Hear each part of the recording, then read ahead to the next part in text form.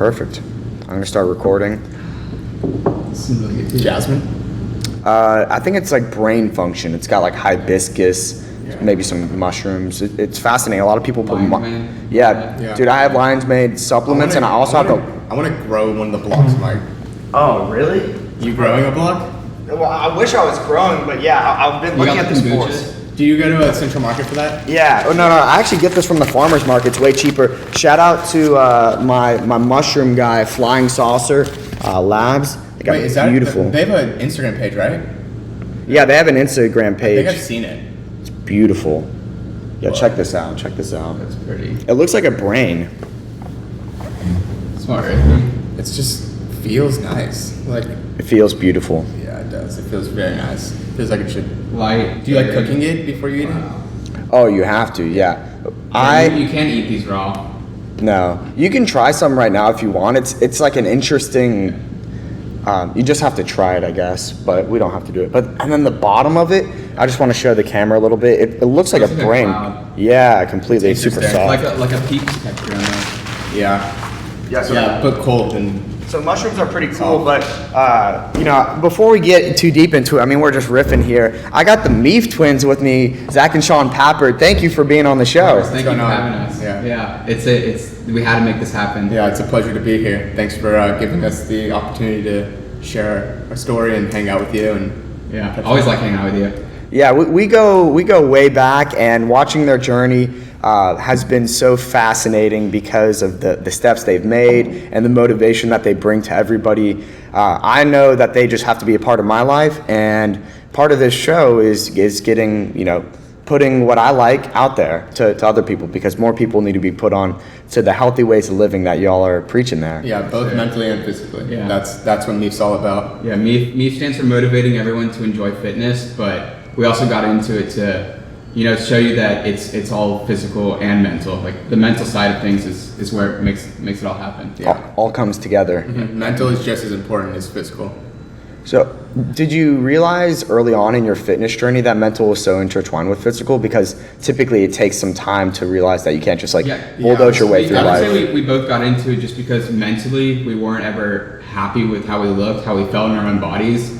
And I guess that came down to how we were physically active, like whether we were or were not. We always were physically active, but we played sports growing up. We both played baseball, through Pee Wee, like kid pitch, and then we did 3 years of football. I played tennis the whole time. So and then I played basketball for about 10 years, 12 years. Yeah, basketball. Yeah, I was a defensive player, setting picks, being a brick wall on the court. Yeah, you do not want to come down the lane when he's in there. Now you hit me, you fall over. Yeah, but we were always just we were always overweight growing up, and then, so we just knew that we had to make a change, and that was just mentally, we knew how to make it happen. Do you remember what the moment was like when you tipped over and decided, look, we're changing life? Yeah, I remember the exact moment. Please tell me. Yeah, so we used to do a lot of fun runs back in the day, and I didn't notice it when I was that age, but I was getting fatter and fatter every year just because my eating wasn't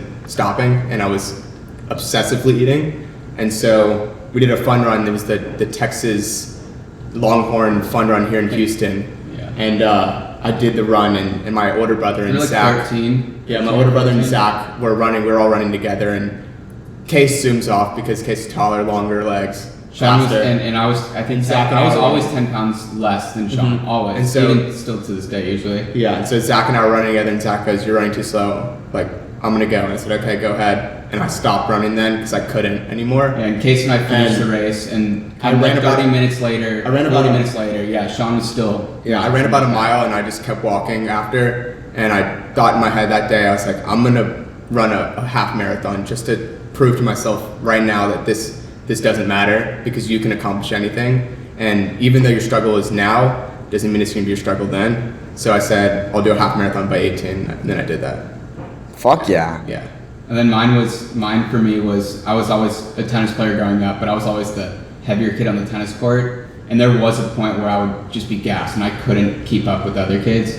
So I ended up losing tons of weight. And I would say that took me on a journey of good up until a point where I was just getting so much positive affirmation for what I was doing. it like took a negative, and I definitely deep dived into losing too much weight. And I would say that's like a whole nother ballpark we can get into later in the podcast for sure. So like you almost became addicted to like losing weight. Yeah, and it was. I would say it was like Sports-induced exercise-induced anorexia for sure. Like so you'd work out a ton and like not work out eat. a ton and not eat enough for sure. And I got down to like 94 pounds, and then Jeez. yeah, And while he was How old were you when this happened? 16, 17. Wow, that's yeah, and really while he scary. was- Yeah. At that point, I was at my biggest, and I had probably binge eating of some sort. I never went to a doctor or anything, but I noticed after he started going to a doctor, and It was crazy just thinking like two ends of the I was twice as extreme. expensive, Yeah. twice as heavy as Yeah. Zach was. Holy shit. Yeah. Yeah, that's almost like poetic. Yeah, and then The and then dichotomy I between went the and two. met with a lady named Roberta Anding, like shout out Roberta, like Yeah. OG lady, and Didn't directly meet with me, but yeah, she and then helped me. shout out Monaco Evans, like at the JCC. He's the true OG, and they put me on a path of like, you could do it, Zach. You can make anything happen. I know you weren't happy overweight. I know you're not happy underweight, but we can make sure that you're happy. At some point, you can build the physique, the mentally, like what you want to make happen. You can make it happen. And then I saw And I got everything so that was. addicted. I was like in the gym every day, eating like 2,500 calories of clean food, like 6 meals a day. And then I saw everything that was happening with him, and I was like, "This I've is literally been addicted a new since, beast like, of Zach that yeah. I haven't seen before." And I said, "All right, it's time for me to start cleaning up my stuff." And I at that point started actually training for my half marathon because I had the time. Yeah. And so I was running a lot, eating clean and lifting. And Yeah, we did some cool challenges along the way too. Yeah. Your weight loss journey, because I had already like lost my weight unhealthily. So don't do it that way, young Yeah. boys. Don't do it. I'm serious. I got y'all. If y'all need help, yeah. What were some of the downsides of losing that much weight that quickly? you like my hair got thin, my Shit. fingernails didn't grow. You don't go to the restroom the same. You have zero energy. All you think about is food. You had You minimal get motion, dizzy. too. Yeah, minimal motion. You get dizzy every time you stand up. You're cold. Cold as very fuck. cold. Cold as fuck. Sorry, excuse me, language. But cold as fuck. Like purple hand cold. Jeez. Yeah. Yeah. And then You're yeah. probably nutrient deficient. Oh, definitely. Yeah. 100%. Yeah. For like extended periods of time. That's terrible. I mean, Yeah. oh my God. Yeah. Yeah. It's and 1 in 3 people who suffer from eating disorders are young men.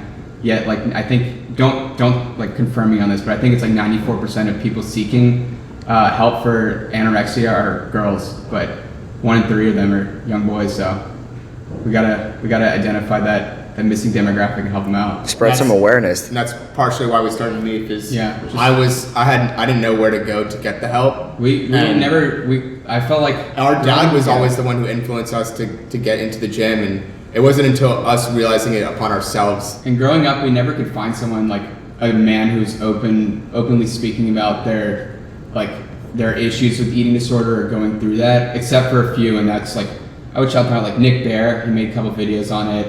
Furious Pete made a couple videos on it. Really? Yeah. I remember OG Furious Yeah. Pete. Yeah. Yeah, he used to eat a lot of food. Yeah. And he struggled with And anorexia. those guys like taught me like you can eat big, get big, and actually Sean and I like shout out if y'all are in Austin and in the next month we're doing a major league eating competition. Yeah. When does it happen? The Texas Sausage Eating Championship of the World. It's May 7th in Manor, Texas.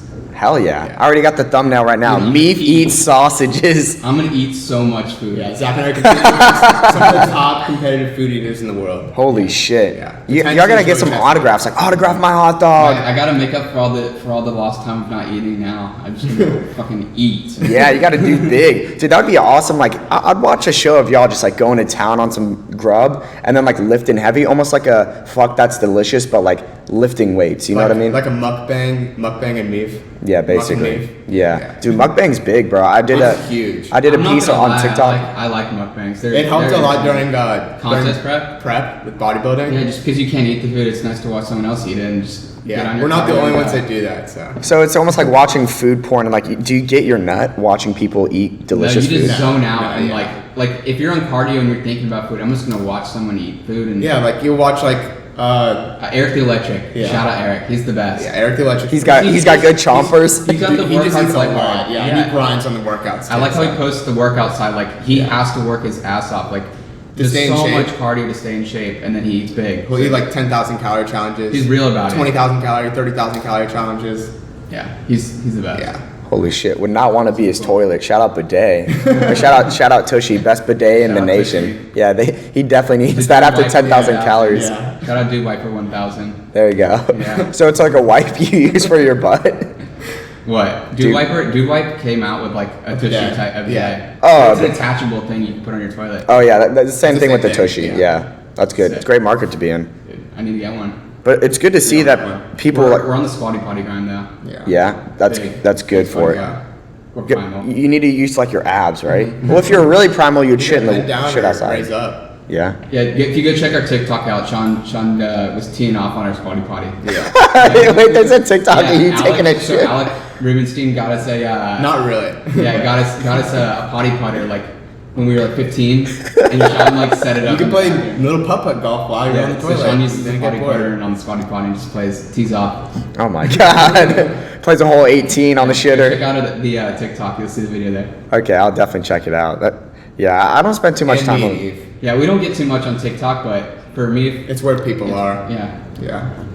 Yeah. It's a sad reality. You gotta play the social Yeah. media game too. because- in college we studied social media. Yeah, we study social media, but we got into social media too because a lot of what's out there is fake. A lot of what's out there is not real and attainable, and we want to make sure that there's good, positive content out there Transparency. showing people that there's good times, bad times. You go through injuries, you go through good mental states, bad mental states, but if you persist, there's always Yeah, that's why it's like Yeah. that's one thing you can see in the meat chug too. Like every day, I like that's why we did the meat chug because every day we're still showing up to the gym, but you can see it in our faces that some days that we're not super into it, Some days we're not happy. Some Yeah. days it's like, but we're I'm still tired. there and we're still getting our chug on. We're still gonna go get our MEEF in because like every day is a day to grind. Every day 1% better.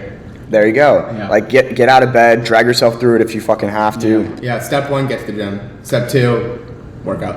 Yeah, just or, do it. Or do something. Yeah. Yeah, anything. Anything is better than nothing. Yeah. I like that. Tell the fans about MEEF Chug if they're not familiar. Yeah. So we started meat chug. Oh, five, 6 years ago. 6 years ago. With our dad. It started with our dad. We started working out with our dad when we were 17, 18. Well, we started when we were 14, but we got really into it when we were 17, 18. Yeah. Got discovered pre-workout. Discovered C4. Oh, that was the first The one. OG C4, the one that Yeah. kicked. And so we would just like throw scoops in, and I would do like the normal serving, but he started like loading up half a chugger. He would just down it, and I was like, "Yo, the OG meat chug by Mr. Meat." Yeah, Oh my double God. up on the water, suggested amount, and chug. Yeah, your dad's beefy, bro. Yeah, Is he still beefy? Like, what's his yeah. journey like? I know this isn't his episode. He was a runner his whole life. Baseball and- player and runner. Yeah. Oh wow, and- so skinny boy. Yeah, but then he was working out our whole childhood all the time. He had a trainer. Yeah, but never did discover the eating side of things. Like that's where the real magic. That's the most. Yeah, but bro. the That's most what took recent- me on my fitness journey. Once I'll get No, into yeah. it. No, Okay, yeah, years, bro. My quick. You influenced mine. I don't know if you know, but you did influence my fitness journey. We were in a theater tech class together. You sat next to me, and that was when I was skinny. I was wearing my long sleeve shirts, my pants. I would say the pics. That was the coolest 11 class. p.m.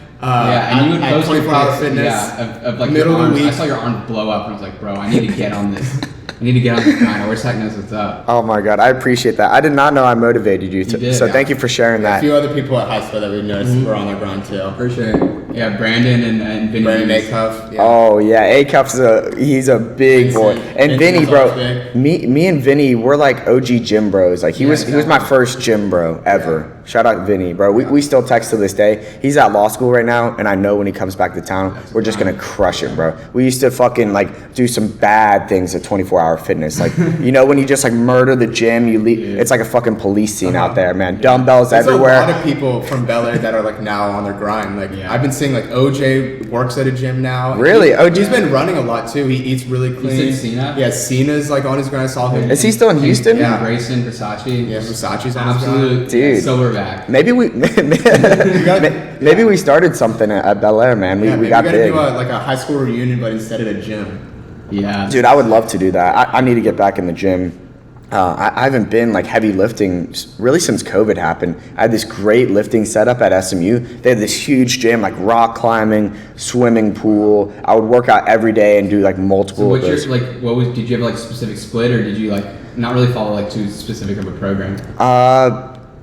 It wasn't too specific. I want to say off the top of my head, probably lift 5 or 6 times a week. I'd probably do like arms and chest and then like back and buys and then legs. So probably a 3-day split. They had the Olympic platform for deadlifting. That shit. You like deadlifts a lot? Dude, I love deadlifts. deadlifts. Yeah. To be honest, the craziest thing about deadlifts is you get to push hard and feel like you're lifting a lot of weight, but you don't feel fatigue if you're doing a bicep curl. You don't feel burned. It's just let me go as hard as I can. I'm not a big deadlift fan. It's never something that's I'm a ever big felt good deadlift for fan. me. I usually do anything but a deadlift, and if I can do squats more manually, then I will. I'll do Smith machine work. Shout out to Smith machine. Yeah, Smith machines. You gotta give it some love. Smith machines No, but you have to work. work with the barbell. Yeah. I'm addicted to working my core. But you have to do the big compound lifts and lift. You gotta have to lift lift heavy. You have to. Especially as a natural athlete, you do have to lift heavy. I agree. But, yeah, nothing against either route you choose, but I choose this route and that's what I gotta do. Yeah, I gotta make sure. That's I part of get it. bodybuilding too. It's about balance in the body. When it comes to bodybuilding, for example, wrist straps, for those who don't know, if I'm doing lat pull down, I might not be able to squeeze the bar anymore because I have weak ass forearms. We're what, 5'6", 5'5". We got small hands, so it's it is different. It takes more squeezing. So there's a lot of tools with using specific movements or specific tools to isolate different parts of your body, but when you isolate something, you're reducing your contraction of another thing. And so when you're using a big compound lift, I need to work on this posture thing. dude, these chairs suck. Yeah. It's just me. Anyways, compound's great because it gets your whole core and you realize that you're not leaving anything behind, which is really good. Yep. I was doing some deadlifts with Grayson yesterday, and it was fun. I was I just got through a 15-week hiatus from the gym because I was told I had a torn labrum. It's not torn, so thank God. Truly, thank God. So you got some bad medical advice? Yeah, dude, who knows? There's a whole story that happened with the medical system. Dude, I went. Fuck it. We're here, bro. I got my tea. Let's share some news. Let's open it up. This is some crazy twin stuff, dude. Yeah. All right, Get the so mics. I went to the hospital. I'm all right. I need to get my X-rays and everything, and they hand me all my medical files, and I have all of Sean's surgeries on my medical files. They combined us as one human. Sean Zach combo. Dude, the medical system. We were never in the United twins. States. We were just one. Yo, what? Can we say what hospital did this? I don't even know. Was it Methodist or something like that? Yeah, not even Methodist. Who knows? It doesn't matter. They're all the I same. don't know. It wasn't. They combined? Did they think y'all were one person? Or did they have two files that were kind of mismanaged? I don't know. I guess there is a Sean Pappert in the system that has nothing on it. He's just the cleanest. No And surgeries, Zach has no problems ever. Zach has all the problems. You gotta file your insurance through Sean then. Yeah, dude, they messed it up. They messed up filing my insurance. They put Sean's surgeries on my insurance and things like that. So we had to go and figure all that out. Golly. Dude, Yeah. crazy. Yeah, We've had some twin stories. crazy twin stories. When we were getting a job with Oracle, I had my final round interview, got my job, and then a week later Sean comes to me and goes, "Yo, I got an interview. I got an interview," and I go, "Who's it with?" And he goes, "Oracle." And I said, "No way, I just got a job. Who's maybe don't name drop. Yeah, and I said, "Who's your interview with?" And he goes, "Tells me the guy's name." I said, "No way, I had the interview. Let me give you the rundown." So Sean goes and takes the interview, and he goes, "Zach, why are you on the call again? You changed your name on your resume. You're playing me. Are you trying to lose your job now?" And Sean goes, "No." And he was half joking, half not. Yeah, and he's like, Sean's "No, swear on my life, I have a twin I'll go brother." get my twin.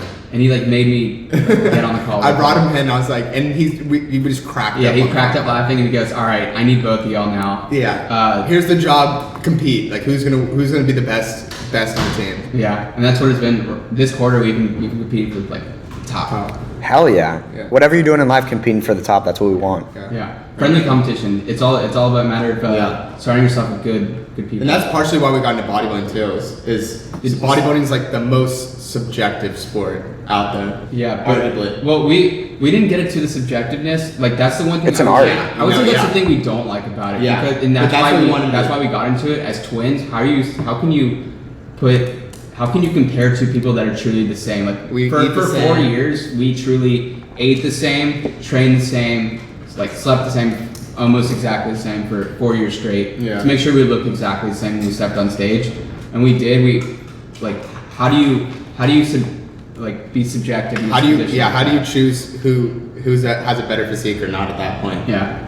I mean, they did. Even if you do the same thing, you're still going to look a little bit different. Yeah. Even to this day, a little bit. when it came down to it, it was who managed stress better on stage, and whose body processed carbs a lot faster or not. My stress goes up, so my body burned through all my energy, and Sean stayed neutral, so we stayed full. Juicy. Yeah, we both juicy got on pumped, stage. but he stayed pumped longer, and I flattened out. Yeah. And they had us up there for like 20 minutes. Yeah. 20 minutes We did flexing? Pose down, just pose down. It was sick. Yeah. Damn, that's crazy. I wanna do it again. Y'all gotta make like a hype video, like slow-mo and like Yeah. the black and whites. Yeah. You're looking over at each other and do like Do the OG Ziz videos. Yeah, Ziz. Yeah, I never got into Ziz. I know he was like kind of mean. That's what would he do? Ziz just, come at me, bro. Come at me, bro. I remember watching old videos of bodybuilders and they used to like try to bump each other off stage, like they'll kind of Oh yeah, shuffle dude, over. I had to go pose down against Yeah, when you go a in a guy on pose stage. down, you step in front and you're like, Yeah, so you walk always to the front. So Zach and I competed, and I got first in our division, and so I went to compete for the overall to get my pro card. And so I competed against a guy that was twice my size, and beefy. we ended up doing a pose Like down. twice your height or twice like just He was big? just like a 200-pound shredded. Yeah, and Oh, jeez. we competed. Actually, We did a pose for down. reference, we were 130 shredded. This guy was probably like 170 shredded. Yeah, and he had a great physique, and we just had a pose down. Literally, like walking up to the front, hitting lat spread, hitting some of these. Yeah, throw your favorite pose in there. real Yeah, quick. turn around, pop the butt out. And honestly, I would say like for all y'all who think like the posing side of bodybuilding is weird, I would say it's the biggest game changer you can make. To just like if you're just like a casual gym goer, pose in the mirror. Like yeah, it sounds cocky, but do it because you build that mind muscle connection. You feel In better, another like- way that was never there possible. Yeah, you I can agree. contract muscles in the right way. Yeah. And it's good to see that you have symmetry in your body. Yeah, 'Cause- that's the most important thing. You can get in there and just develop imbalances, and then just hurt more. Yeah. So many people go in the gym and they hurt Gym's more. supposed to be a tool. Yeah. And tools can hurt us in the same way that social media is like a tool, and if used improperly, it's not good. Right. Yeah. I totally agree. Wow, that was a nice little tizzle we went into. Definitely. I want to touch on my fitness journey real quick. hear it. Yeah. So the way I got big, I was like 150. I could see them boulder shoulders are poking out. Yeah, bro. Like this is like, yeah, I still got the shoulders a little bit. I came into high school at like 115. I'll pause for a second, bro. When she drinks water, it's like crazy loud. Yeah, my dog drinks water so fast that she like throws Coughs up. it up. Yeah, you get cold. like a minute later, she just like throws it all over the floor. This little 7-pound dog just. Yeah, she drinks her weight in water. Yeah. Roxy, why don't you come down here? I actually tried some of her dog treats once. Like I did a review. Oh, nice. You ate the whole thing or just like licked I it? ate the whole dog treat. It was Wow. Yeah, they taste like human food. I'll Yeah, lick her sweet. treats. good. It was sweet. Like some sweet potato maybe. Yeah. Yeah, I give Roxy bone marrow. I was telling them earlier on the show. I have like raw bone marrow that I get from the farmer's market, and she just like licks it all up. She loves that shit. It's really good. She like peanut butter.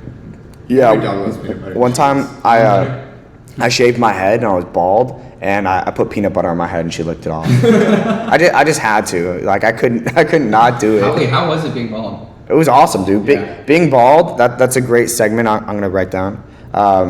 Being bald. Yeah, I want to hear. So You gotta get into your fitness journey first.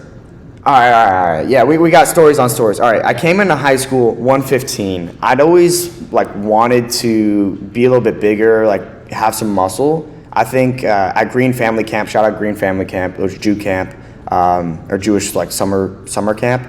And I used to work out the Smith machine, bench press like 15s on each side, and like do push-ups and stuff. So in middle school, like I wanted to get in good shape, but in high school when I joined the baseball team, that's when things like really kicked up a notch.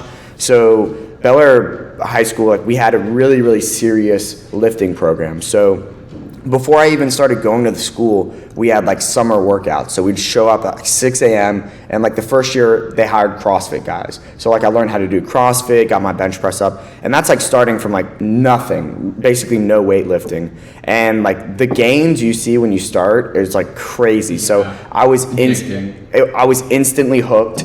And we also worked out in a very tight environment where it's like a small room with like 8 squat racks, and you're doing all the exercises. High school gym. Yeah, high school gym, bro. You're working out with your The buddies. most dangerous place, but the best place. Yeah, so there's no clips anywhere. Life-ending injuries right there. Like career ending. career-ending injuries happen. You find prodigies and just ruin people. Dude, it reminds me of like a fucking like gladiator training place. You know what I mean? Like one day you might like get big, the next day like your boy gets like slaughtered or something. Like you never know what's going down. You find out that one kid, some kid just like the first deadlift ever just hits 300 pounds, and like 2 weeks later it's 500 pounds. It's like, wait, you're like, yo, who's this prodigy? And then you have this other kid who goes and tries and just like done. Yeah, like Mortal Kombat rips out his spine. It was more. I heard. I was trying to teach him how to deadlift, and he got like hurt, and he's. But it wasn't because I progressed too fast. It was bad form, not mobile enough. Yeah, everything's form. I agree. Yeah. Life is form. All right, so get back into. It's not what you do; it's how you do. Yeah, so I was just hooked on it. The energy, the early morning workouts. And I think I got into pre-workout like pretty early on too, and that should just like get you jacked to the tits. Mm-hmm. So like very aggressive, like getting out the testosterone, like it felt great and I saw great results. Yeah. And what really put me on the next level, I forget what resources I used like to learn about my bodybuilding. I'm sure there's YouTubers on. YouTubers. Yeah. I have a list of YouTubers that like for the OGs. Yeah. Yeah. What are some of the OGs? Like Chris Jones, RZ Fitness, Raphael. Oh wait, Black Chris Jones? Yeah, man. Yeah, bro, he's tight and he's kind of coming up. YouTube, you know who it is. Bro, when he was in that dainty ass like a little apartment. Yeah, and back in the day, he had his spatula. Hey, Miss Dash though, she kind of fine. Yeah, and then and Hippie Milk. Yeah. Yeah, and then we had RZ Fitness, we had Beast Aesthetics, we had who else? Ever get on Bradley Martin? I was on him for like early Bradley Martin, and then he went more like less so working out fitness content. I like being like a mainstream 3D guy. MJ Like, and all those guys over there. Who? Yeah, 3D MJ, MJ. like Alberto Nunez and Jeff Alberts. They're all natty, like really like the OG Godfathers. Mm-hmm. Yeah. Natty Kings. I also like some of the old school bodybuilders, bro. They had the best physique. And also, I mean, I follow the new guys too. Like I like Sush and James. They're all funny, like so funny. I'm not familiar with any of like the new age guys. Like the last time I did it was like probably 8 years ago. Yeah, and all that. I think it's funny. Yeah, it's funny. Yeah, they have kind of changed from just like bodybuilders, like it's put on. They're influencers. They are influencers. Yeah. I mean that's why we try to keep it very mainstream, like fitness, but also we realize like I would like to do the fitness influencer type. Yeah, but like our balance of it, our version of it. Yeah, very real. As you should in life. Everybody's got their own story to tell. Yeah, gotta be you. I like that. Staying authentic in the industry. Being you. I want to get on that a little bit later because that's like so important to me. I would say like you're like a good example of that. Like you got this podcast going, you know your thing, like you got your gig going. Yeah, I have to be honest with myself. I've tried throughout my life. I've gone through peaks of like being like manically myself, I want to say, and like just loving life to trying to fit in and like do what other people do. And as you get older and like you start being more honest with yourself, you realize what you need to do. And every day I try to like better read my mind signals of like what I want to do and being myself. And it feels really empowering for people to give me positive affirmation. Like, of course, it's great to hear when people think, hey, you're doing a great job. But to be honest, like it's got to come within. You got to believe in yourself, and that's the only way you're going to achieve that. Definitely. Yeah, Sean's a good motivator. Yeah, it's always good to let people know what they're doing is good because it helps them know that they're on the right track to something. Affirmation. And a lot of people out there nowadays are lost or not willing to make a jump into something or are afraid to fail. And that's why that's something that our society nowadays is so built on, and it's something that's ingrained in all of our heads. But it's something we need to get out of our heads and be afraid to go out there and shoot your shot. Do you think social media is the main cause of failure to fail? Yeah, I think it is. I just like having studied it. It's so powerful. It only takes a certain amount of messages, reading it a certain amount of time for you to start to believe something. Yeah. That's the mainstream or the majority of people out there. It's a beast of its own. Yeah, it's more powerful than anyone can truly see. Even the people working and building it don't truly know its capabilities. Yeah, there's been a lot of stories of like the Facebook founders that come out and talk about like they don't know the impact until it's like too late and you look back at it and it's like, wow, this is a monster. What was that Netflix documentary that came out? It was the yeah, I know. Yeah, I think we all know. I think everybody saw it. Down below what it is so I can find it later. Yeah, no, that was a good one about Facebook and like its impact. It is a beast. Like if you have access to everybody's mind and people, I mean, I'm just spewing this. I probably think the average person in our demographic of like 20 to 40 probably spends at least 2 hours on social media every day. Yeah. And I think that's lowballing it. I mean, the reason why I'd probably exceed that is for me, but if it wasn't for me, I wouldn't be on social media. Yeah. Like if you go look at my own profiles, I can't tell you the last time I was on it. Yeah, I've definitely switched from like consuming content to trying to produce it. But it is nice to be able to like curate your feed. Oh, and I love how you can like connect and stay connecting with friends and still have a glimpse into their lives, because I hate losing contact with people. It's like that's the true blessing of social media. And the curse is if you have a fake feeling of like, yeah, I'm still in their lives, when you may not even text them or message. And I think there's so much that you can falsely believe from social media as well, and that's very dangerous with social media. Yeah. You gotta watch If you out. haven't ever played with the algorithm like yourself, go play around with the algorithm. What do you mean play with it? Like for me, like we started doing like posts like with shirts, A/B without testing shirts, with things like With A/B shirts, testing without with shirts, shirts, without shirts, time of day, different types of flexing, different light angles, different angles, different themselves. types of put like long written captions, short captions, lots of tags, not a lot of tags, unique tags, not a lot. Using emojis, no emojis, And- playing around with it, and you can find out what kind of post. I mean, we haven't found it out yet, obviously, like Because the algorithm changes so often, it's hard to like figure it out. But it's important to always be practicing with this algorithm. It's a negative game. Like have fun with it. It is the most advanced game out there, is to learn social media And algorithm. if you can figure it out, you're set. you can be a millionaire in any business you want to start. That's one thing that we can talk with you later too. Is like when you're like posting videos too, like the title, like how you format your like the Description, yeah, and the the description, hashtags and the tags. yeah, the and timestamps. That's what I was looking for. Like all that stuff can definitely help with ranking. cover photo, all of it. Yeah. And then It's all about ranking on YouTube. Using keywording. It's fun. It's a tough truth that it's not always about what it is, but how it's marketed. I'm always like a no bullshit type of guy. Like, what is the product? Tell me that it's better than everything else. And to see that you have to spend a lot of energy and like a lot of focus on marketing this is kind of tough. But you're right. I mean, if you have access, no matter what your idea is, if you have access to more and more people, then your idea is going to go places. And like you said, I don't think something has to be better anymore. It has to be unique. Unique is just as important as better. I agree with that. I definitely want to get into the algorithm. To finish off on my fitness journey, I know we're just like riffing like crazy. It's great. So I was like, This is where the timestamps come into play. yeah, we'll be jump cutting back and forth.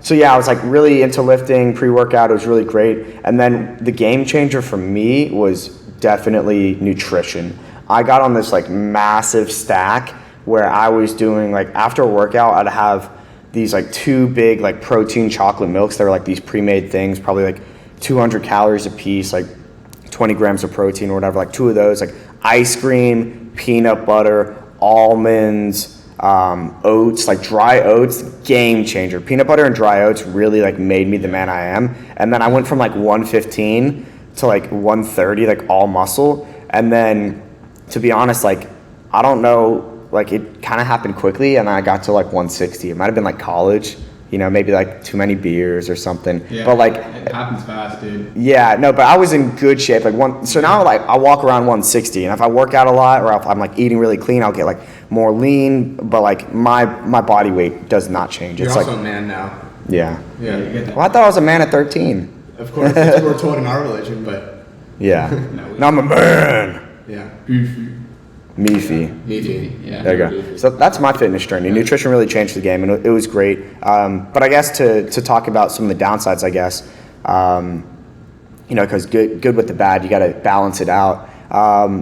In senior year of high school, I stopped playing baseball, and when you stop, I mean, baseball was like year-round, multiple hours a day, just like crushing Lots of workouts, running. so much running, and then like not working it out, like your body still wants to eat that many calories. And like I was still working out at the gym and stuff, but it wasn't the same intensity and same like dedication.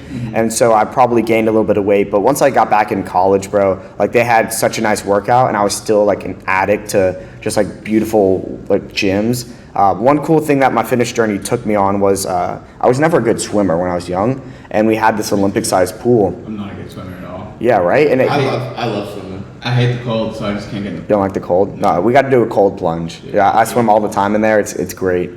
But yeah, I wasn't a great swimmer, and so I made it a point to like join a swim class and swim like every day. And I just got better at swimming, learned how to do it, and just saw something I wasn't great at and tried to tackle What's it. your favorite stroke? Backstroke. Yeah. Just kidding. Probably breaststroke because it's like chill. Yeah. I like breaststroke. Some breaststrokes. We were talking about breaststrokes on the last podcast. Really? Get your mammograms out there, ladies. Versace. Yeah. So that's my fitness journey. I'm glad I was able to motivate you. It was You did. It's great. Yeah.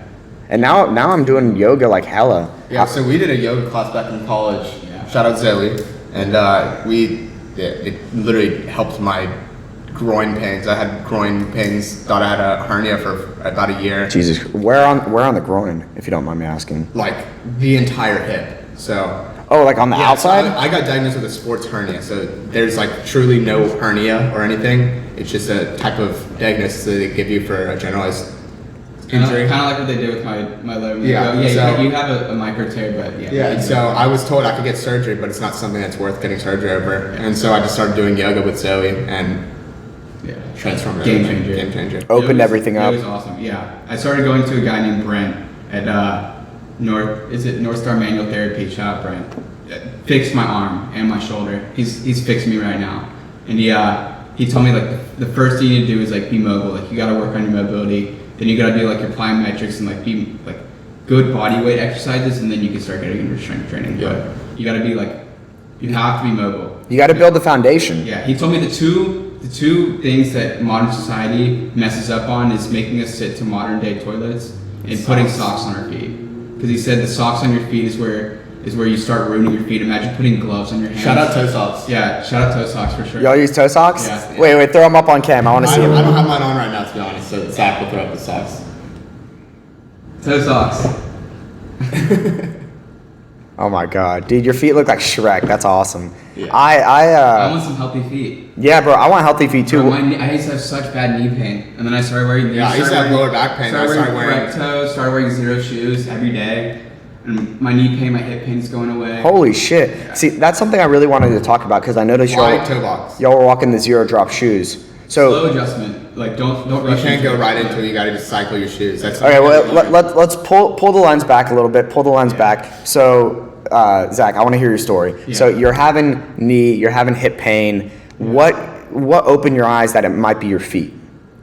Honestly, it was Sean, but it was a post that Scott University made. They just emphasize the fact of like everything starts from the floor up. So address Yeah, your especially posture like to in the ground. bodybuilding too, when you're learning posing, And you're if actually not- squeezing your toes. Yeah, you're using your toes to like start every pose. Yeah. Every pose starts from the floor, and then you can get like And if all the way up to the top. if you realize when you're posing, if you can't fire a certain part or get your foot to position a certain way and fire Your legs certain won't way, hit a certain your way. legs won't look a certain way. You're not going to get the angle you want. So learning that, I started to realize like there's so much with foot health that I was avoiding my whole life.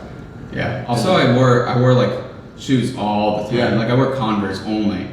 Well, those are flat. They're flat, Yeah. but they're so constricted Narrow. Unless Yeah. you have tiny, like really narrow feet. Baby feet. We don't have baby feet. We have man feet. Yeah, I got bare feet now. Yeah, nice and hairy. Yeah. Yeah, like hobbit feet. Yeah. Bro, as soon as I got hairy feet, I was like, am I a hobbit? I love Lord of the Shout out Rings. Nair. Who's Yeah, next? it's the body hair removal. Oh. No, dude, don't use Nair on your feet. If you put Nair on like So this is like waxing. This is like the Yeah, pre. this is bodybuilding it's like- stories. yeah, like when we were getting ready for prep, I was like trying to figure out like You have to be. You gotta be baby hair. You gotta be a mole rat. You gotta Yeah. be. Do you wax each other's assholes? No. no, you shave. You help each other shave, but you don't shave each other's assholes. Like, Do you shave your own asshole? I like Yes. I put like I Well, put, you shave what's Not gonna be your visible, asshole. not your actual asshole. But you, you shave like what's you visible. like put your trunks on. You're like, okay, this is where it's visible. I gotta shave my booty cheeks. Yeah. Yeah. Everywhere But- that's gonna be spray tan But like or getting seen. getting into it, like you gotta experiment. Like, what's the best for my skin? Like, do I want to shave it? Do I want to use like this razor, this razor? Like, I was doing Then that you do a independent Nair test for my skin razor looks good. combo. Yeah, like getting ready for prep, I was like Nair's experimenting. not the way to go. And I You used just gotta Nair, and I like do it in my armpits, like do it on my feet. Broke out in hives, like my armpits were like burned red. And I was just like, let I'm Zach never doing experience this again. Yeah, I went and got like some nice girl pink razors, and those Is it good? The Shout girl out ones. female racers. Yeah, Venus. Unless Yeah. you got some like crazy like woolly mammoth type body hair. Then you got to go electric razor, then straight razor. So how do you spell Nair? I want to look it up. Nair. I want to see what's in this because it's like Men's Nair. yeah, men's Nair. Let's see. It gets really cold, and then you just like You wipe it off, and you your hair like comes put off a with nice. Oh wait, you don't shave and it like burns your hair off? You put Oh, like a nice glob on, and then you like rub it in. You let it there for sit like for a 3 to few 5 minutes. minutes, and then you like go wash that off fast. in the shower. Wash it off fast. Yeah. Because if it's on any longer, you're gonna burn. Yeah, it's supposed to burn your skin. okay. I want to read this for everybody out there. Directions. It's kind of Read the first direction is read the warnings. Yeah. That's not a good sign Yeah, for a you label. gotta wash your body. You gotta be dry. You Yeah. can't have sweat recently, and then you gotta apply and then wash off. Yeah, apply It's thick one layer. foot Do oil. not rub in. Yeah. Repeat on the entire You don't area. rub. You literally just put it on thin, spread it on once. Yeah. Don't put it on your genitalia, everyone. Like, don't even try. Don't put it on your armpits. Don't Yeah. put it on your feet. It doesn't even say what's in here. Oh, actually, it does. Okay, water, urea. Urea is like what your kidneys excrete. It's like, Really? Yeah. It's like a low-key acid probably that burns into your hair follicle. Mineral oil, potassium, thioglymate, calcium hydroxide. nice Oh, thing about it- hydroxide's The one burn. nice I know thing, that. nice thing about Nair is that like your hair doesn't grow back for a while. So like, if you can master that craft, then you're good. But Yeah, but I mean, just it's not for me. just Yeah, hearing it's what not this me. thing does, it sounds like it just like burns your fucking Yeah, hair It's off. intense. Yeah, not worth it to use. At least there's modern marvels that do something like that, but golly. Yeah, wow. Manscaper. Yeah, geez, get these guys sponsored by Lawnmower or something. Yeah, I need to shave my legs per stage. Yeah. So do y'all shave when you're not competing? not Yeah. really. Hair's nice. It's easy. Yeah. That's kind of why I Keeps went you bald. cool too. Yeah, that's why I went bald. I know we kind of like jumped off there. It We was just brought it back, we brought it back. yeah, we brought it back. It's so low key. I used to have like a big ass afro, and like I love the way I look with an afro, and it's like a character trait. It's really cool, but it's a lot of work. You know what I mean? Like I have to shape it right. It's got to be like it can't be too frizzy if it's like really big out there. And so it's just like a lot of maintenance and shaving the head. It was just like I haven't touched my hair really like at all in months, which is super Do you great. wash your hair every day? To be honest, no. Like I shower after every workout just because I don't want sweat to stay Do you on me. rinse instead of washing? Yeah, but shampoo like I every heard 2 or 3 I days. feel like if you shampoo every day, you get just crazy Dry, Dandruff. yeah, dry scalp. Yeah, I read that as You go well. bald too, supposedly. That's what I've noticed. Like also with the afro, it like felt good to like leave the hair like shampooed for a few days. Like you get a nice like feel You to get it, a nice- natural oils. Yeah, exactly. Natural oils. It's important. So yeah, I do. But I use like cold pressed soap. I really like some of that natural shit. Yeah. But natural soap does not do the same as like Yeah, I'm a what's it called? The Anything? no, what's your the head white and shoulders. ones? Yeah, like head and shoulders. oh Head and Shoulders Smells is so nice. good. Really? Yeah, I like I think it smells alright. I know it's really good, like especially when I have a lot of hair. Head and Shoulders is good. I'm a big fan. Yeah. Those good ones. Never not working. Dude. Yeah. That's their slogan. Really? Yeah. You never seen You're this? not loyal. Not loyal. No, well, I mean, I guess you just don't watch I don't football. buy that often either. So Head and Shoulders is a big advertiser for the NFL, and their Okay. two big spokespeople are like Troy Polamalu and Patrick Mahomes. And the ad's actually kind of funny. I'm giving them a free plug, I guess. It's Troy Polamalu like hiding, and he's like at the car wash or whatever, and he like pops up at Patrick Mahomes. He's like, "I'm never not working." Yeah, it's kind of silly, but Yeah. it's I fucking like it silly though. yeah, it's stuck in me. We took a creative advertising class back in college. Oh, tell me about some creativity. But What's we your could've creative done an process? idea journal, That was fun. Yeah. That was a good time. But we- Why'd you stop it? I don't know. Yeah, we had some Good question. creative MEEF ideas that are now actual inventions out there, but can't name them because I don't think they're doing it right. So may have to step into the market there. Oh, I see. Like you had an idea and you see someone kind of like doing what you thought. Oh no, we created the idea and then like 2 years later, someone actually in the market had it. Oh, geez. But it never took off. Yeah, never took off. Do you know that they like? I'll have to tell you after. Okay, tell me after. I actually have a creative journal that I got. I wanna share something because it's so ridiculous that I just have to share it with people. It's good to have a creative journal. You gotta make sure you can capture all your thoughts and ideas in the moment because you forget everything. Yep. So is your creative journal also like guided? No, No, not really. it's just blank pages. So this is a creative journal. I think it's Pilgrim Soul. Shout out. And what they do is they have separate pages where they tell you like what exercise to do. So let's just flip to a random page. Hopefully it's it's not, like creative exercises. yeah, That's bro. cool. But a lot of these things are, oh, geez. List 3 convincingly false facts and 1 truth. All right, we'll go with I like this. we'll go with number 1. I have 3 brothers named Trent. I was locked in an Egyptian bathroom 3 times. I had an afro and was bald in 3 years, and I have 3 nipples. What's the truth? The truth? Yeah, what's the truth? We know you. Had an afro and bald in 3 years. I don't know. I think- Maybe I did have 2 truths in there. So bad at this, I guess. You got a third nipple? Oh yeah. Wait, actually, that is the truth. That is the truth. That is the truth. Because I was locked in an Egyptian bathroom, but In it was Egypt? yeah, in Egypt twice How? on one trip. One of them was like a little Crazy like story. bathroom by like the pool. Like you could probably like crawl underneath At a the. hotel? Yeah, we were at the hotel at the bathroom. And I think it was just like a rusty, like little door hinge, and I was like a fucking little kid or something. And like got locked in and like didn't crawl out or something. And the second time, I was at a nice restaurant, and they had the door open, like the main door to go in the bathroom. I don't know why, and I like fucking closed it behind me. And it locked. Yeah, it locked. I don't know why they like. How long were you stuck there for? I can't remember, maybe 10 minutes. They have to have a chef come in. Because, I mean, it's a big bathroom, so I'm sure people are like, what the fuck, the door's locked? And, like, told someone. But the chef had to come out with, like, a big chef's knife and, like, pick the lock, basically, and get me out. In one fucking trip, I got locked. Yeah, and then another funny story, the woes did not leave us. When we got to the airport, my mom had accidentally smuggled coral, which is, like, big no-no, because coral's alive. And so they smuggled this coral, or tried to, through the airport. And so like they pulled out guns and stuff, yelling at her because they thought she was like trying to do some like criminal stuff. Like you can't bring nuts to like different countries, that sort of stuff. Why is that? I don't know. When we traveled to Costa Rica for a family vacation once, and we had they were looking for all these random fruits, and I was like, why are they doing that? So I went and looked it up, and specific fruits can't be brought into the country. Yeah, the important part with fruits, nuts, any The native vegetation. exactly. Like if you bring in a different species, like a different seed or an animal or something, it could wreak havoc. I mean, there's the biomes are so delicately balanced that you do not want to be fucking with it, especially these countries like Costa Rica that rely so heavily on their vacation like livelihood. So that's a big important. But yeah, that's my creative journal.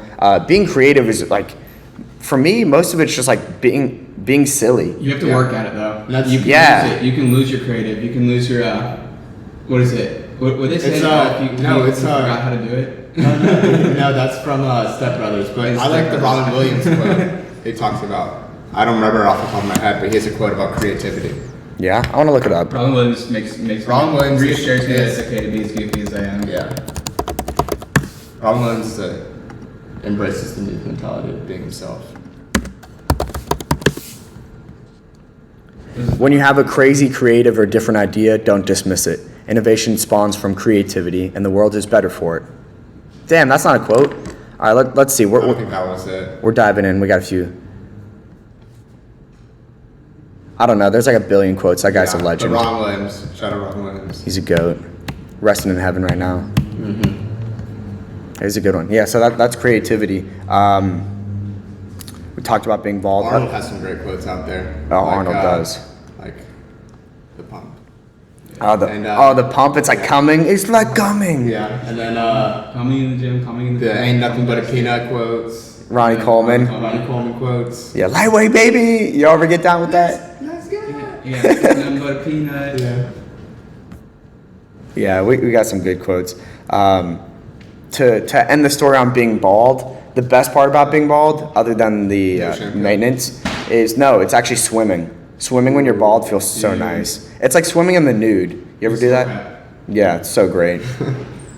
I guess so, but a skull cap that you feel. So Yeah. that was really cool. I'm sure that's such a weird feeling to have like air blowing on your skull, like your head. It feels good. Yeah. It feels really good. The one thing you have to watch out for is you got Sunburn? you got to do sunburn. I got sunburn and then I played soccer the next day and I head butted one of the balls and Yeah, it hurt. It hurt for no. sure. That's hilarious. Yeah, it's just like the funny, kooky things that happen. But the reason I went bald is because it was during COVID and like I couldn't get a haircut. Like this was like first wave when people were like legit scared of this shit.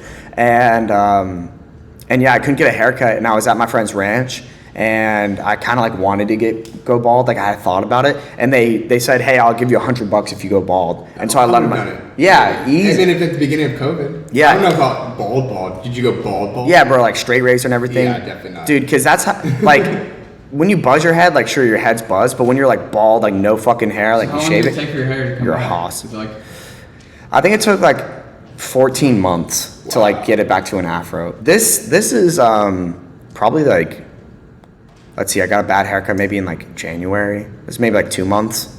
I got a bad haircut. I actually have a funny story on this, or I think I already told on the podcast. Should your hair go slow or fast? It goes fast, real fast. Yeah. But yeah, I shaved my head at the ranch, and ever since then it was great. I did bald for like 2 months or so. Actually, one time it got me into a bar. I was in Midtown, and this was like right when things were opening up, and so there were lines at every fucking bar like crazy. It's like me and 6 dudes, you know, just classic. We're trying to roll into a place, big lines. I'm like bald, tucked in, like short sleeve button down, like looking really fine pressed.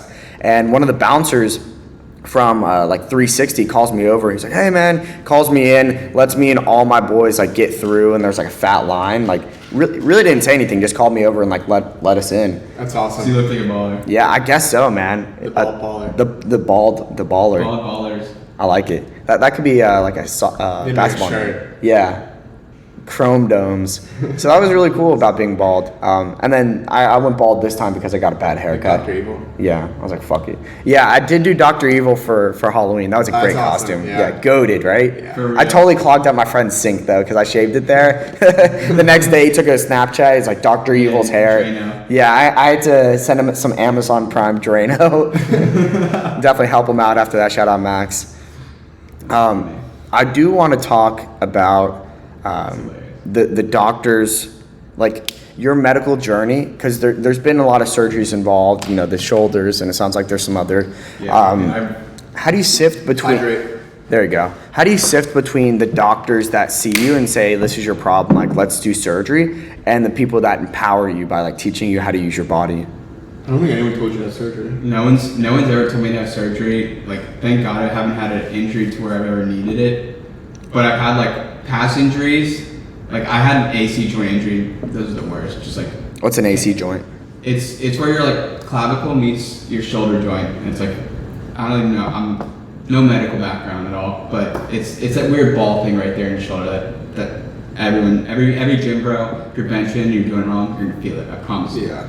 Don't bench press is like I would say bench press is like the biggest misconception in the gym, thinking that you have to do it to get a big chest. Everything But in you the gym don't, is a because tool. It's everything's in the gym's a tool, but we put the same like 6'5" person on a bar that a 5'5" person does, They shouldn't and be your allowed. chest, like the way your chest microfibers could run are so different from mine, and yet we're still told to bench to the same form. Like that doesn't make sense to me. What do you think about push-ups? I like Good. push-ups. Yeah. Everything that's more like your functional pattern. Like I mean, I'm not your saying don't natural do pattern. bench press. Just make sure you're mobile and you can do it right for your body. Flexibility, like you said, Dumbbell. mobility, Yeah. flexibility. But is like all getting very back into like the injury thing, like I would say the people who provided me the tools to help myself rather than just like fixing it for me.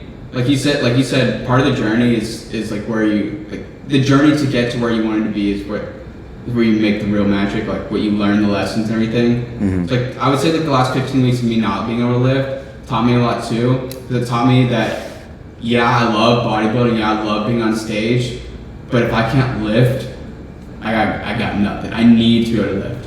And if I don't know, even if it's like 5 pounds, 10 pounds, I just have to be in the gym. That's Yeah. my favorite place. Everyone should find a place like that. I would say that they gave me the tools to help myself. Like I wasn't happy with how I looked. They gave me the tools like, Zach, you can do it this way to look this way, or you can do it this way to look this way. And like, yeah, there's so many different ways to look the same way too. Like I do 6 meals a day, but I've also done intermittent fasting and I look pretty similar. That's really good to hear that doctors were empowering you rather. My journey with the medical, It's tough though. Like some doctors definitely just like wanted. The problem is they give you like they try to align a reason to everything when there's like, I don't know, they try to fit you in a category. Yeah. Or like Yeah. my problem with the medical industry, like the high they level. treat the symptom, not the cause. Yeah, that is true for sure. I also think it's the way they're educated. I mean, when you're educated for so many years and it's like one way of doing things, like school is a great tool, but it's not like everything. You know, you have to empower yourself in other ways. And so they learn a set of, you know, these are the different diseases or problems, and then everybody they see has to fit in there, and they kind of get myopic in the sense that, oh, you have flat feet, you have to get this surgery, rather than, I wish I would have found out about these like feet gurus on Instagram that tell you like how to use your fucking foot. They would have said, Jordan, like, you have flat feet, surgery's not going to help your foot at all. Like, you got to learn how to use the muscles. So what's your experience with your feet now? So my foot journey is, I had 2 flat feet. I had Evans column lengthening on both, where they like cut into your foot and they put a cadaver's bone in there to artificially create an arch. And then I got a bunionectomy on one of them because I have bunions on both of my feet. And so they kind of like shave off part of the bunion and like break and put pins in there. And really after that first bunionectomy, I started getting more in tune with like I was bodybuilding before then. But really becoming more in tune with my body to a different level. And I felt the vast differences in my feet, the one that had pins in it and the one that didn't. And like, so I never knew what the difference was between a flat foot and like an artificially raised foot because I didn't have that like mindset back then, but I could feel the difference of the bunionectomy and the non. And I just knew I didn't want to do it because it felt like certain areas of my foot where I was trying to use them were like held in place. Yeah, exactly. They're held in place. And recovery was such a bitch on them. I mean, I was just eating Percocet and like these crazy pain pills. Luckily, I never got addicted to them. As soon as I was like out of pain, I never used them. But I was just like a fucking zombie for weeks on these things. Yeah. And then when you're in a full like cast, like your knee's not mobile. So once you get it like brought down, like it hurts like a bitch. It took multiple weeks to get it back. So the surgery was really tough. And then afterwards realizing that like they're kind of solving the symptom, not the problem. If that's what it is, like you feel like you just got robbed. Bro, they robbed me of my feet. And what to finish this out, one thing that does make me feel better is the people on social media and on Instagram that are preaching about like, hey, like this is how you use your feet, this is how you use your body. Yeah, knees over toes guy. There's yoga person who the bear something. Yeah, all these people that tell you how to do this, a lot of them have journeys where it's like, I got like my spine cut off or like my foot, like these crazy surgeries, and they're taking power over their body. So that makes me feel better. Even though I have like artificially fucked up foot, I can still like make the best out of my feet and still learn how to do it. That's the mindset. You got the mindset. That's the MEEF mentality right there. Mm-hmm. Make do with what you can with your body. Yeah, like with my I was like having bicep pains for probably a year, and that's why I went and started getting work done on my shoulder and like had to sit out the gym for the last 15 weeks. Told me to torn labrum about bicep pain, and I think they were just trying to give, like you said, like treat the symptoms. Just find something to identify it as and see if we can. I've been getting fascia work done, just getting so much work done, it's changed. Yeah, tell the people about the fascial work. I know we were talking yesterday about it. Zach's got a lot more going on than I do. Yeah. I'm just out here working out, not doing much. And being blessed. I know. I'm learning from all of his mistakes, everything that he's learning from this guy Brent that he shouted out earlier. I've been able to benefit from, but I would love to get my. Honestly, I just go in there and I can't even like. All I can testify to what he does is it's magic. Like actually works the magic with his hands. Like, yeah, it's a lot of hands-on. Yeah, it's painful. Like you're not gonna sit there and think, wow, this feels good. You're like, damn, this freaking hurts so good. Like you want it to hurt. You want the next day to feel worse, and then it feels better. So it's a deep massage. Do you know what specific massage? It's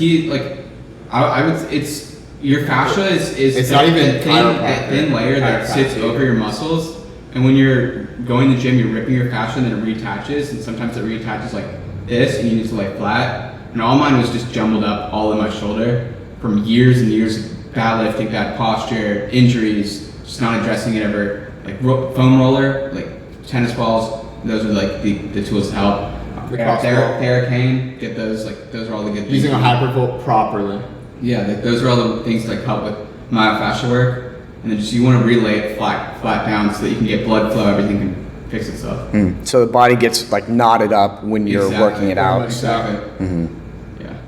Does he ever have reoccurring knots in a certain area of like your back, your shoulder? It's most likely because your fascia's not length. And I wouldn't, and to everyone listening to this, I'm not saying like just go and start foam rolling your back and your arm, whatever. Like look into it, do it right way because you can do it the wrong way. Yeah, it's important to explore your body and see, you know, where you have those. So much to learn. We're the most advanced like system, engine, anything out there. Computing. We're high performance vehicles, and you got to put A grade premium in it every gas time. in. You got to treat your car like it's a luxury vehicle. And you got to monitor its systems too. How long do you want to have the car last? Forever. Exactly. If you could. Yeah. I want to be that Model A on the road that people are like, yo, I'm gonna be that 75 in the gym. Old ass car, kind of like my old GMC Yukon XL, 2001 baby, still on the road. Still, really? Yeah, bro, it's a big tank. It's still got the 4-inch VCR screen, bro. You can hook up a GameCube in there. That's awesome. A VHS. Yeah, it's got VHS, tape. Yeah, VHS. Yeah. That's what it's called. And I also have a cassette player. Yeah, that's not a cassette player. Yeah, bro. I used to get the OG cassette player to aux converter. You put it. Yeah. That was the little cable that goes in. That was the weirdest like technological thing I've ever seen. It's a tape that you put in, and it's attached to this little cord, and it works. It's like what the fuck? Suburban back in the day, growing up. Yeah, OGs, bro. OGs like now. a '97 Suburban. Yeah, then we got into the wave of burning your own CDs. Right? Oh, really? Yeah. You guys to do Those that? are the OG MEEF mixes. Yeah. We would burn our own CDs and listen to them. Wait, I want to hear some of this. Do you also have some CDs? I have a CD player. No, but Zach and I we do motivational rap music. Yeah. We write and Can I hear some? I don't know if we could hear some. We could play a song if you want. Find a good one. We could. We'll play it. It's not in the studio, so if anybody has a studio out there and is willing to let the MEEF twins come record, you can do it. You can help us find our sound. We got the flow. We can link this so people can listen to like a good quality version of it. We didn't even post it anywhere. Like this is exclusive. All right, let's see what it sounds like.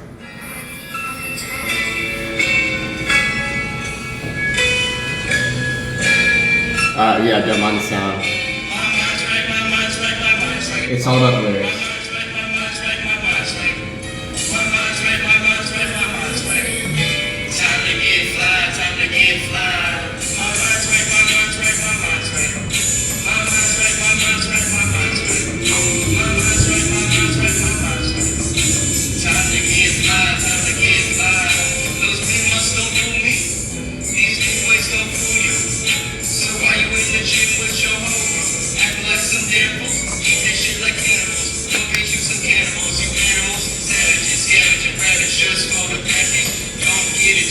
There ain't no advantage.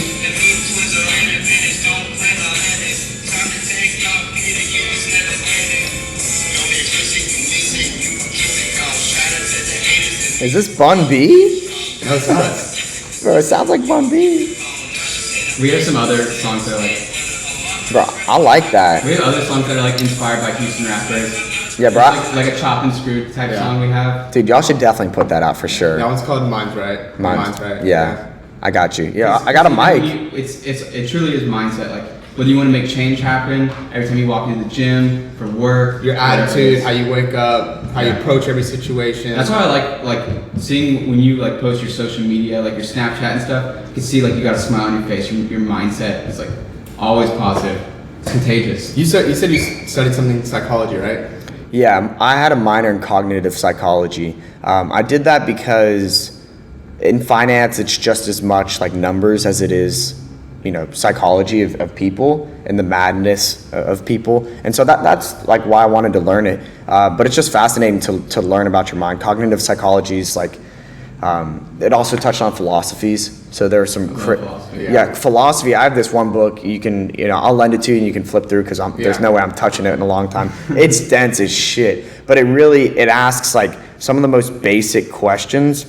It just like changes your framework on your life, which was crazy. But that psychology part was cool because it taught you like this thing that governs like your CPU, basically what governs everything in your body. Like you learn how it works and you learn stories of others and what these different parts are. And it's empowered me in my journey to almost become my own doctor. I think everybody should be their biggest like physician. Right. Like, who's your GP? It's fucking me, bro. I know what I put in my body. I do my own workout plans, my own meal plans, everything. It's like we were talking social media earlier, learning an algorithm. Oh, yeah. Everybody's got their own rhythm. And I would say that was the problem we struggled with too when we were young. Like we would just like throw whatever we wanted in our bodies without any thought. Yeah, we both grew up and our mindset was like More is better. Everything. more is better everything. So like eat, enjoy your time, have fun. But you can't just eat everything inside. And you learn through Everything doing. with limits and balance. It is strange. Like when you're younger, you're almost like numb and you just do whatever you want. And then you You gotta have that wake up if you calls. can. yeah, the wake up calls, they're so important. So many wake up calls. Whether it's through someone else saying that they like the struggle they go through, and you're like, wow, like that may happen to me or whatever, or it happens to you yourself. Yeah. You have to empower yourself with knowledge. And the internet's a great place out there. You can learn so much. Last night, like I couldn't sleep. I was having migraines, and I got sent on a huge rabbit hole and basically found out that this amino acid that's broken down from tyrosine, that's like high in like aged cheeses and liver, causes migraines in some people that are like low in this specific enzyme. And the story that this individual told me, this PhD psychologist or biologist told me, like completely lined up with what I had felt about my own body as well. And so it's like really empowering, like out there, it's all the information you need. Yeah. Yeah, I mean, that's one of the blessings of social media too. Like we were saying, just a true like unlimited bank of information. Yeah, it's really interesting to watch all these different diets coming out too. Like different like What's the true keto fat? diet. And what's the true like fat? keto diet, high protein diet. I was thinking about that. Those things.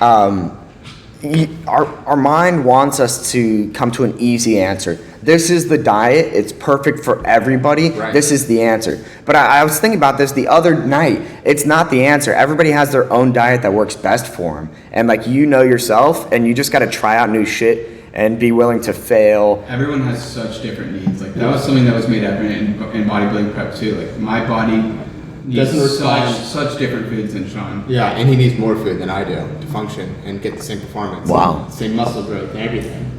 But yeah, I mean, like, I don't know, you have like Liver King out there, he's like full carnivore, and then you have vegans on the other end. It's like, where's, like, which one's the right end? Which is their middle ground? Like, who do I listen to? And science can be the branch between the two because it can tell you, what nutrients are in each And diet. I feel like there is definitely a happy medium.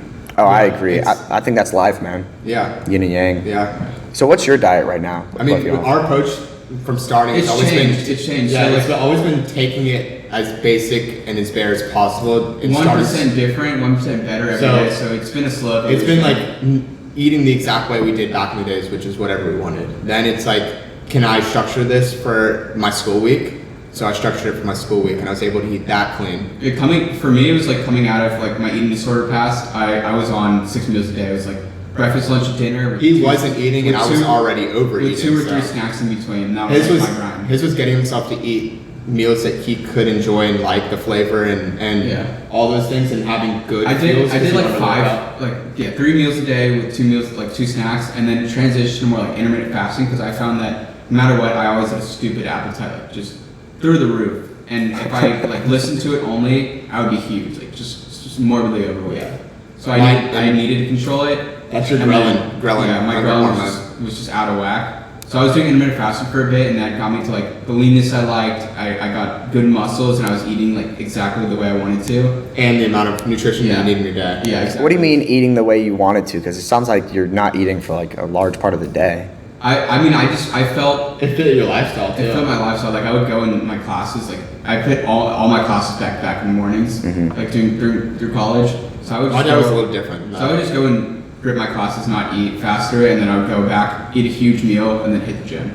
That is a good like intertwine of the Yeah, fitness. I did that with Zach for probably about 2 years or so. But Yeah, and then it got towards like senior year of college, and I started doing 6 meals a Yeah. day again, just because I was so set on being a bodybuilder. I wake up in the morning for my day now. I wake up at 4 a.m. I eat a meal right then, and then I'm at the gym by 5. You wake up at 4? Yeah. Crazy hours. What time do you go to sleep?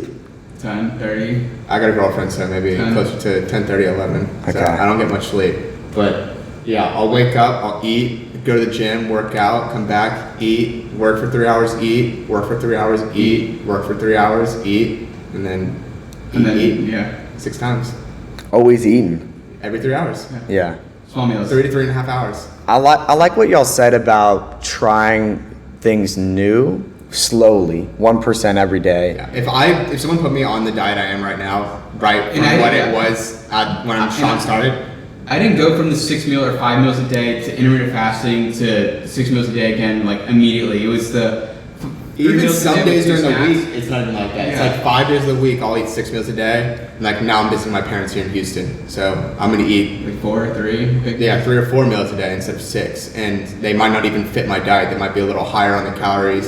I'd be eating out one meal, and I say, "F it, I'm gonna get queso on my taco." Like I want But it. it's all balanced. Like It's truly a balance of your lifestyle, and knowing if I'm gonna have this today, then maybe tomorrow, like I'll keep it clean for breakfast. And I know- Negotiating with yourself. Yeah, and I know you like And- mentioned it too. Like being lean all the time is not possible. It's not realistic. It's not possible. It's not healthy. You need to be. How lean is too lean all the time? It's Like different. generally, Depends on yeah. the It's genetics. different. Like that. Like I was saying too. Like I could hold 10 I pounds hold- less than Sean. Yeah. Easy. Like no matter what. Just my ghrelin and his ghrelin don't function the same. Me comfortable, like I could keep He's the like- weight he's that like he is, but I'm 150, not comfortable. Like He's like I'm 150, still hungry. 155 comfortably, and I'm like 145, 150. I'm even more comfortable at like between 155 and 160, like And right I'm- there. At that weight, I feel too heavy. So when do you know that you're too lean? What does that feel You're like? too tired. You're thinking about food all the time.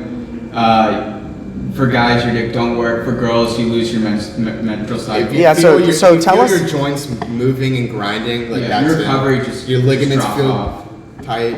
So tell me about this sex drive business. You said one time. Oh, it was during prep, like the last 2 weeks when you're digging. Yeah, You literally you wake up, Everything eat, else goes that's out your the energy door. burst. You Yeah. work out, and then the rest of the day everything you else lay goes on out couch. the door. I'm only thinking about getting on stage and bring the best I could possibly. I mean, I went to ACL the week before my peak week, so like probably not smart, but I guess it dried me out a little bit. Like I was in the sun all day, and when you're in peak week, it's a totally different beast. Can you drink water?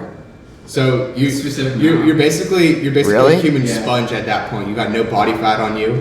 You're down to So you have to 3% be body careful with fat. yourself. 3%. Yeah. What was your body fat when you competed? 3-4. Jesus. Yeah. What, And then like you can't even with- pull any skin off your body. Yeah, You right? are skin. Yeah, you were just getting, and then Yeah. within like.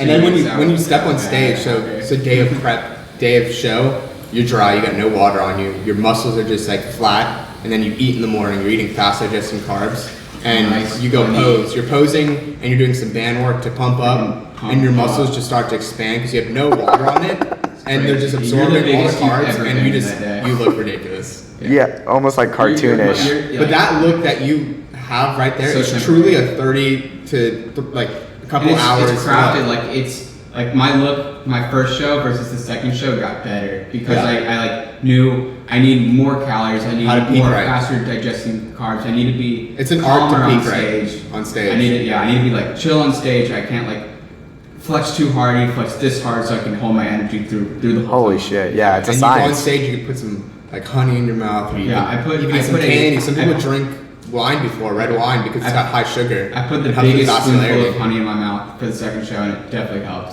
Holy shit! These bodybuilders have the craziest antics. Bro, there's the game changes too as you get higher and higher up into it. Yeah. But we're all natural. I like that. GBO. All natural. Fresh with its style. Yo, if y'all ever do hop on the train, I'll be the first to expose. If we hop on it, you would know. notice, because Zach and I would be actual monsters. Maybe you just got to do one for science, or maybe when the metaverse is big, we'll get. We're running a sim. Yeah, dude. There's Yo, this. hey, if someone wants to do an experiment, like you could pay us, and one of us will hop on whatever you want, and the other one will stay natty for a certain amount of dollars. If we can get a guarantee in something. That'd be It's cool. gotta be Mills. Multiple Where's millions. the twin experiments? Mills just to hop on. Wait, you think you're tainting your body if you hop on one like, time? it's my For image, example, what too. if you did All I one have of is us my on a name. carnivore diet and one of us on a vegetarian diet for a year?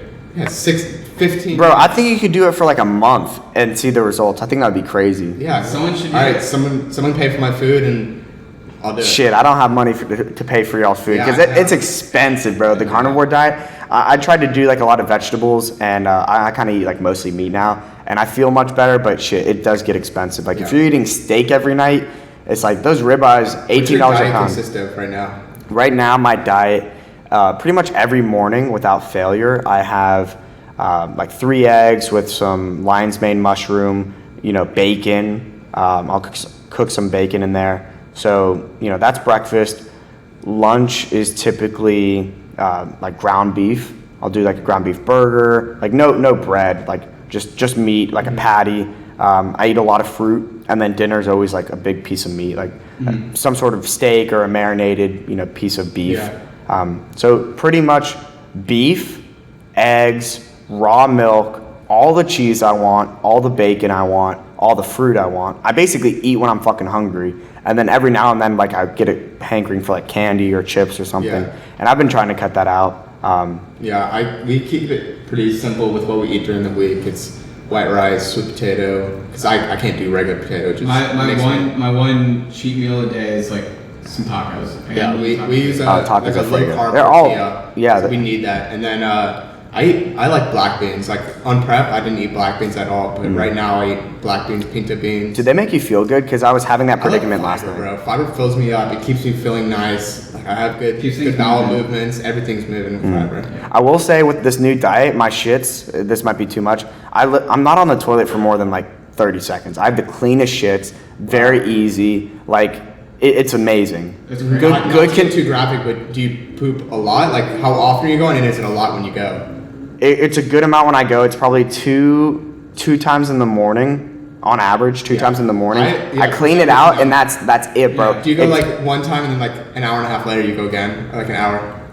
They're typically pretty quick. Like as soon as I wake up, I get my day going. This isn't even like coffee shits. This is just like I'm eating. You're what's it called? Circadian rhythm. Yeah, circadian rhythm. Yeah, bro. It goes and it's clean. It's quick, and I feel so healthy, bro. Because before, I just remember like you go to the toilet like at work or something. You're on there for like fucking 10 minutes. Like that can't be healthy, bro. Yeah. People don't talk about Pooping bowel enough. movements enough. Like it's literally like There's- looking at your the poop and cast. knowing what your poop They were is. saying some crazy percent of your like brain's neurons originate in your gut biome. Yeah, everything you eat directly affects The way you think. the way you. I think, agree, the bro. way you see everything, the way you are, your ability to learn new things, your neuroplasticity. And we're Those putting things. trash in our bodies. I think that's why diabetic percentages have gone through the roof. That's I why mean, mental illness is going through the roof because people put mental bad foods in them. damn, I see that connection, man. I think the way we're It's eating also food is like social media too. those are the two Everything biggest hand in changes: hand. our diets and what we put in our minds through social media. We're no longer People having don't these read conversations. enough People either. don't read enough. People listen to music without even thinking that they're just brainwashing themselves. Yeah, you got to everything Yeah. you're hearing is influencing at the subliminal level. For good or for bad. What's that? They say that like your 5 closest friends are like basically like exactly what you are. Jesus. Yeah, You take like a it strong directly. personality trait and that's what you are. Some deep stuff. Yeah. Yeah. I agree with What's it. it like being surrounded by a twin who likes the same personality? Or Yeah, What's it like interviewing twins that are wearing the same shirt, just running their mouths? To be honest, for some at- reason they both like fitness. At the Yeah, beginning of the awesome. interview, I did, when y'all were talking about like, being skinny and like the other being like overweight, I did kind of get a mental image of y'all kind of forming as like, y'all are one person, but y'all are represented by like the two sides. Yin and yang. Yeah, yin and yang. Dude, I'm telling you, it was interesting being like, I don't know, being the two ends of the spectrum, but still thinking I looked the exact same, but we didn't, but we did. You know Like what I mean? body wise? we looked the exact same, but we were the two ends of the spectrum. Mm-hmm. It's just weird. Yeah, what is it like looking in the mirror and like working out together, like this whole journey? I mean, It's- shit. so- what is it like being a twin? What are some of the weird So highlights? the easiest way to put it, I don't know what it's like not being a twin, but being a twin is like, I would say it's having your best friend around all the time, but sometimes it's too much. Yeah, it's like it's. You can't get away from it's- yourself. It's. Yeah. I guess it's like being like in a. Yeah, it's like being like an Married old couple, married, like sure. an old grandparent married couple. Sounds great. Where do I sign up? We'll argue with each other and then be like, all right, like get out of here. Like I don't want to ever see you again. And then like 10 minutes later, it's like, all right, bro, you hungry? Like let's go eat. Yeah. Or, I like that. That's a strong or in bond. the gym, like I would say like Zach was saying, the we biggest banter a problem lot. is just like Yeah. like when we have the same interests and people are like they're the same person, like y'all are the same, and it's like no, like we may have the same interests, but we are interested in it for different reasons. Yeah, Zach likes lifting heavy a whole lot more than I do. I like lifting heavy because it's something I have to do. It's not the part that I want to do. You like lifting heavy because because that's an obstacle that you can overcome. It was an obstacle I overcame. Yeah. When I first went to the gym at 94 pounds, I literally couldn't pick up the barbell. I picked up 5-pound dumbbells and they were heavy. Yeah. And I went on the bench and doing my form wrong, everything. Couldn't do a push up. Had no endurance to even walk for 5 minutes. I go to the gym. So you inside reasons. some psychoanalysis because you were so weak at your I wanted to be weakest point. strongest, as Yeah, far as- physical that's why strength. So I did powerlifting at UT for a bit. Were you on the team? Yeah, I was in That's powerlifting sick, for a bro. minute. Yeah, I was. What are the competitions like? I dropped before because I realized powerlifting wasn't for me. I just like lifting and I like bodybuilding. I like looking like a bodybuilder, but lifting like a powerlifter. It's nice to have powerlifting as part of your fitness regimen, Definitely. but to be a powerlifter is okay, let me sacrifice all of my aesthetics. I'm gonna eat as much as I think can. That's the biggest misconception when people get into the sport because you don't need to sacrifice looks. Mm-hmm. You just need to eat enough you have to be in a fuel yourself. surplus. Well, are we talking about bodybuilding or powerlifting? Powerlifting. You do need to eat to fuel yourself, but you don't have to be a overweight slob. Yeah. Yeah. It's probably easier if you need to eat When I was powerlifting, I was the leanest I was. I was 138 pounds, shredded lean, but I was deadlifting 485, benching Sheesh. 235, 245, squatting at 370. Why don't you go back to it? It sounds like it was a nice way to get cut and So I got also hurt. So I'm trying to get back to it. your shoulder got hurt. Yeah, I blew out my AC joint. I was like, damn.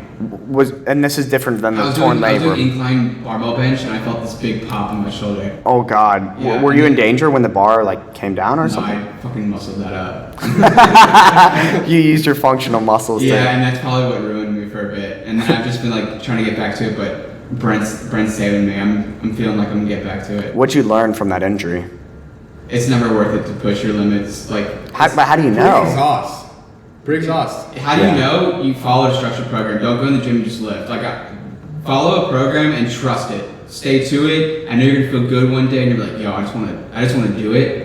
Don't stay to the program. What do you mean program? Does the program tell you how much you're going to be If you lifting? need a program, we got you on a Yeah. MEEF. Do y'all sell programs, by the way? We have programs that we would sell, but they're not online yet. But if anybody's listening to this right now, feel free to hit us up. First 5 people who reach out to us, we can give it to y'all for free because we need some people to run and give us feedback. Yeah. Fuck yeah. Yeah. We need some sponsored MEEF athletes. We've got But push-pull leg, we've got in my we've tried past, them all. yeah, my past I bought Jeff Nippert's programs. I bought a lot of John Meadows programs. We tried some of Beast Mode. Yeah, Chris Jones programs. What are some of the highlights of the programs and some of the downfalls you've seen? You see that some Over volume, it's different on the. Yeah, Chris Jones preaches high volume. Jeff Nipper preaches more of a power building approach, low volume. And then John John Meadows Meadows is has multiple different it's ones. different ones back and forth, but he preaches intensity and he goes into it with a mission. Each exercise is geared to hit a certain way to get you to a certain point. It's you're crafting a pump. If And you that's go, why I like if you go look at the old MEEF workouts that we used to post, you can We see in the posted all the captions. workouts there. It would used to be it Do it would be for this many it'd be reps. 3 by 10 or 4 by 10, but now it's more all right, we're gonna do one set of 15 reps. The next set we're gonna do 12 reps, and you're gonna try to increase your weight, and then you're gonna increase your weight, and you're gonna pyramid style this one, or you're gonna do a drop set this one. You can't just go in there and lift You gotta shock your muscles. Yeah, you need to go and lift with intention and make it work. That's why it's nice working out with a partner, especially someone with a different mind. Even with twins, your minds are different, and you're going to be thinking about different things to do. And yeah, I think that's just so important because you're going to do what they want, and you're going to influence each other in a way. When you went to the high school gym, did y'all just go in there and just do Small random bench things? deadlift. No, dude, you have a trainer, and the trainer tells you what See, the fuck to do, and you have to do it. If your high school gym doesn't have that, just don't go in there and mess with it. Go online, Message us. Yeah, message us. Take tons of videos of yourself to the point where it's obnoxious. Watch that stuff over and over again and fix your form. Form is key. I didn't let myself go up in weight at all until I fixed form. So that's where injuries happen. Yeah, that's something our dad always stressed When you about. get too Our dad big. was Our dad was our you idol. you either try to muscle and get too strong too fast and you blow out like a ligament or a tendon. It's like you said, like the career-ending injuries happen. Once you get one injury, like my shoulder's never If you think about, even if it's fixed. Like, if you think about your body as 100%, every time you injure yourself, you lose 1%. You're never gonna go back up to 100. It's like yeah, you're doing a curl and Every you're like, injury oh, that is- hurt, but like I can still go do even it. And even a simple fall on the ground is like 0.5%, Yeah. 0.3%. Every time you fall, every time you hurt yourself, every time you that's why I'm like do something so wrong. risk adverse sometimes. Like I know a lot of my friends have been like, yo Zach, you should go and like just go do this sport or like let's go ride bikes or something. And I'm like sometimes I stay away from it, especially during bodybuilding practice. Stayed away from it because Like overprotected because like I can't injure yeah, myself. I like Yeah. I got a mission that You got priorities. I got pennies in the bank that I'm trying to deposit, and I know that the end goal, like I want to hit that 100 pennies in the bank. But if you like get in my way, then I'm not going to put my penny in that day. Yeah, there's risk involved. Yeah. That's a beautiful thing about life, man. Every day you get out of your bed, like even stepping outside of your house, like you have a risk of like fucking dying. You know what I mean? Like everything's got risk to risk. Yeah, Risk in life. Yeah, everything in life. Starting me, like a little bit of risk, like doing the podcast, a little bit of risk, like putting yourself out there. But If you go into the day expecting to have another day and like feeling entitled, then you're not gonna truly live. Living is like doing what the fuck you want and living to your fullest. Like it sounds generic to say like to live, but so many people just go through the motions every day. Yeah. They're like, I do this because like I've always done this. This is my routine, and you forget like one thing I want to hone in on are kids, bro. I love being around kids because they have like this infectious attitude about them, how they see the world and life. so present in the moment. too. So present, bro, and they're always looking to just try out new things, and they're wacky and they're creative. So much of being creative is just like doing wacky shit and seeing like what hits the fans. Like I would imagine if we hung out with like adult comedians, that it would be like hanging out with fucking like kids in middle school. Yeah. Like it would be absolutely That's why I obnoxious. love Robin Williams, because he never wanted to lose that. That's why Chris that Lillard child in him. he's a goofball. I like Jim Carrey. I watched Jim a Jim Carrey is Carrey. hilarious. Dude, He's modern day. I watched a film with him the other day Bo with Jim. Burnham, he's a goofball. Yeah, Bo Burnham is a goofball. And we were watching Jim Carrey, and it was hilarious. Like we're in the moment when you're watching him, it's like, wow, this is great. This is a good comedy. But when you take a step back and look through it through like our like 2022 lens, it's like, wow, he's acting like borderline autistic. Like he's like freaking out, making crazy faces and that sort of thing. But that's like comedy, and like I love for people to like do Isn't that. that video Crazy Faces and Noises on YouTube? That like amazing crazy. Very Yeah, if y'all know what that is, like you're a true YouTube OG. Let's see how many views it has. Crazy. OG YouTube videos. Yeah. The Bro. algorithm was different. Yeah, I wonder what the algo was like. Crazy faces. If you want to like if you want to Elon's find world. if you want to find those old videos, you gotta go on like DuckDuckGo and search. Oh wait, what 47 seconds. Funny noises and faces I can make by Oliver Mills. It's like, is it him? Yeah, that's it. The second video. Hi, everybody. Second video. Oh my god, I'm gonna watch some of this I feel live like I reaction. should say something. This guy? Before, Yeah. He's like an adult. get into Yeah. the main segment, if you will, of this It's like a video. modern day. This is by no means a work of art at all. This is, I see. I don't know. if anything, this is- Imagine posting a video on YouTube messaging when you while don't making know my what videos. it's supposed to be like. There's no platform like it before. if anything, this Yeah. is You're just figuring out a pinnacle platform of for what stupidity. it's I like it, just being wacky and creative. So Zach and Have you I. heard of Mr. Beast, Joe Rogan? Dude, it was so good. I watched that too. Let's get into it.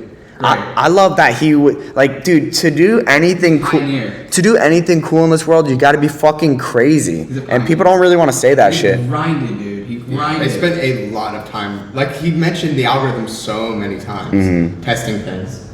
I don't know if I ever want to be that clinical. Like, it seems like Mr. Beast is like, in my mind, he had this view like, I want to be the best YouTuber, and then he found out like he played YouTube's game and he became the best. I don't want to play YouTube's game. I want to play my own fucking game. Yeah. You know what I mean? I want to do my own thing. That's the hard thing too. Like, you kind of do have to play their game in a way too, because they're the If machine. you could play their game at first, then you just have to play your game. Because Oh, you I got see what the you mean. audience. So what YouTube gives creators right now a is platform. a platform. They give the audience and the ability to monetize. They have the audience. They don't give it to you. But That's something you have to go it's- search. But it's Yeah. interesting too because That's true. Like, a lot you of have to go content- there. It's interesting because a lot of content creators start on like Instagram, YouTube, TikTok, and then transition to like like the OnlyFans or Patreon or all these like They do their own stuff. Yeah, like the paid services where like you have to pay to play and get exclusive access. Mm-hmm. You have 10,000 people versus the million, like whatever followers. 10,000 people giving you $1 a month.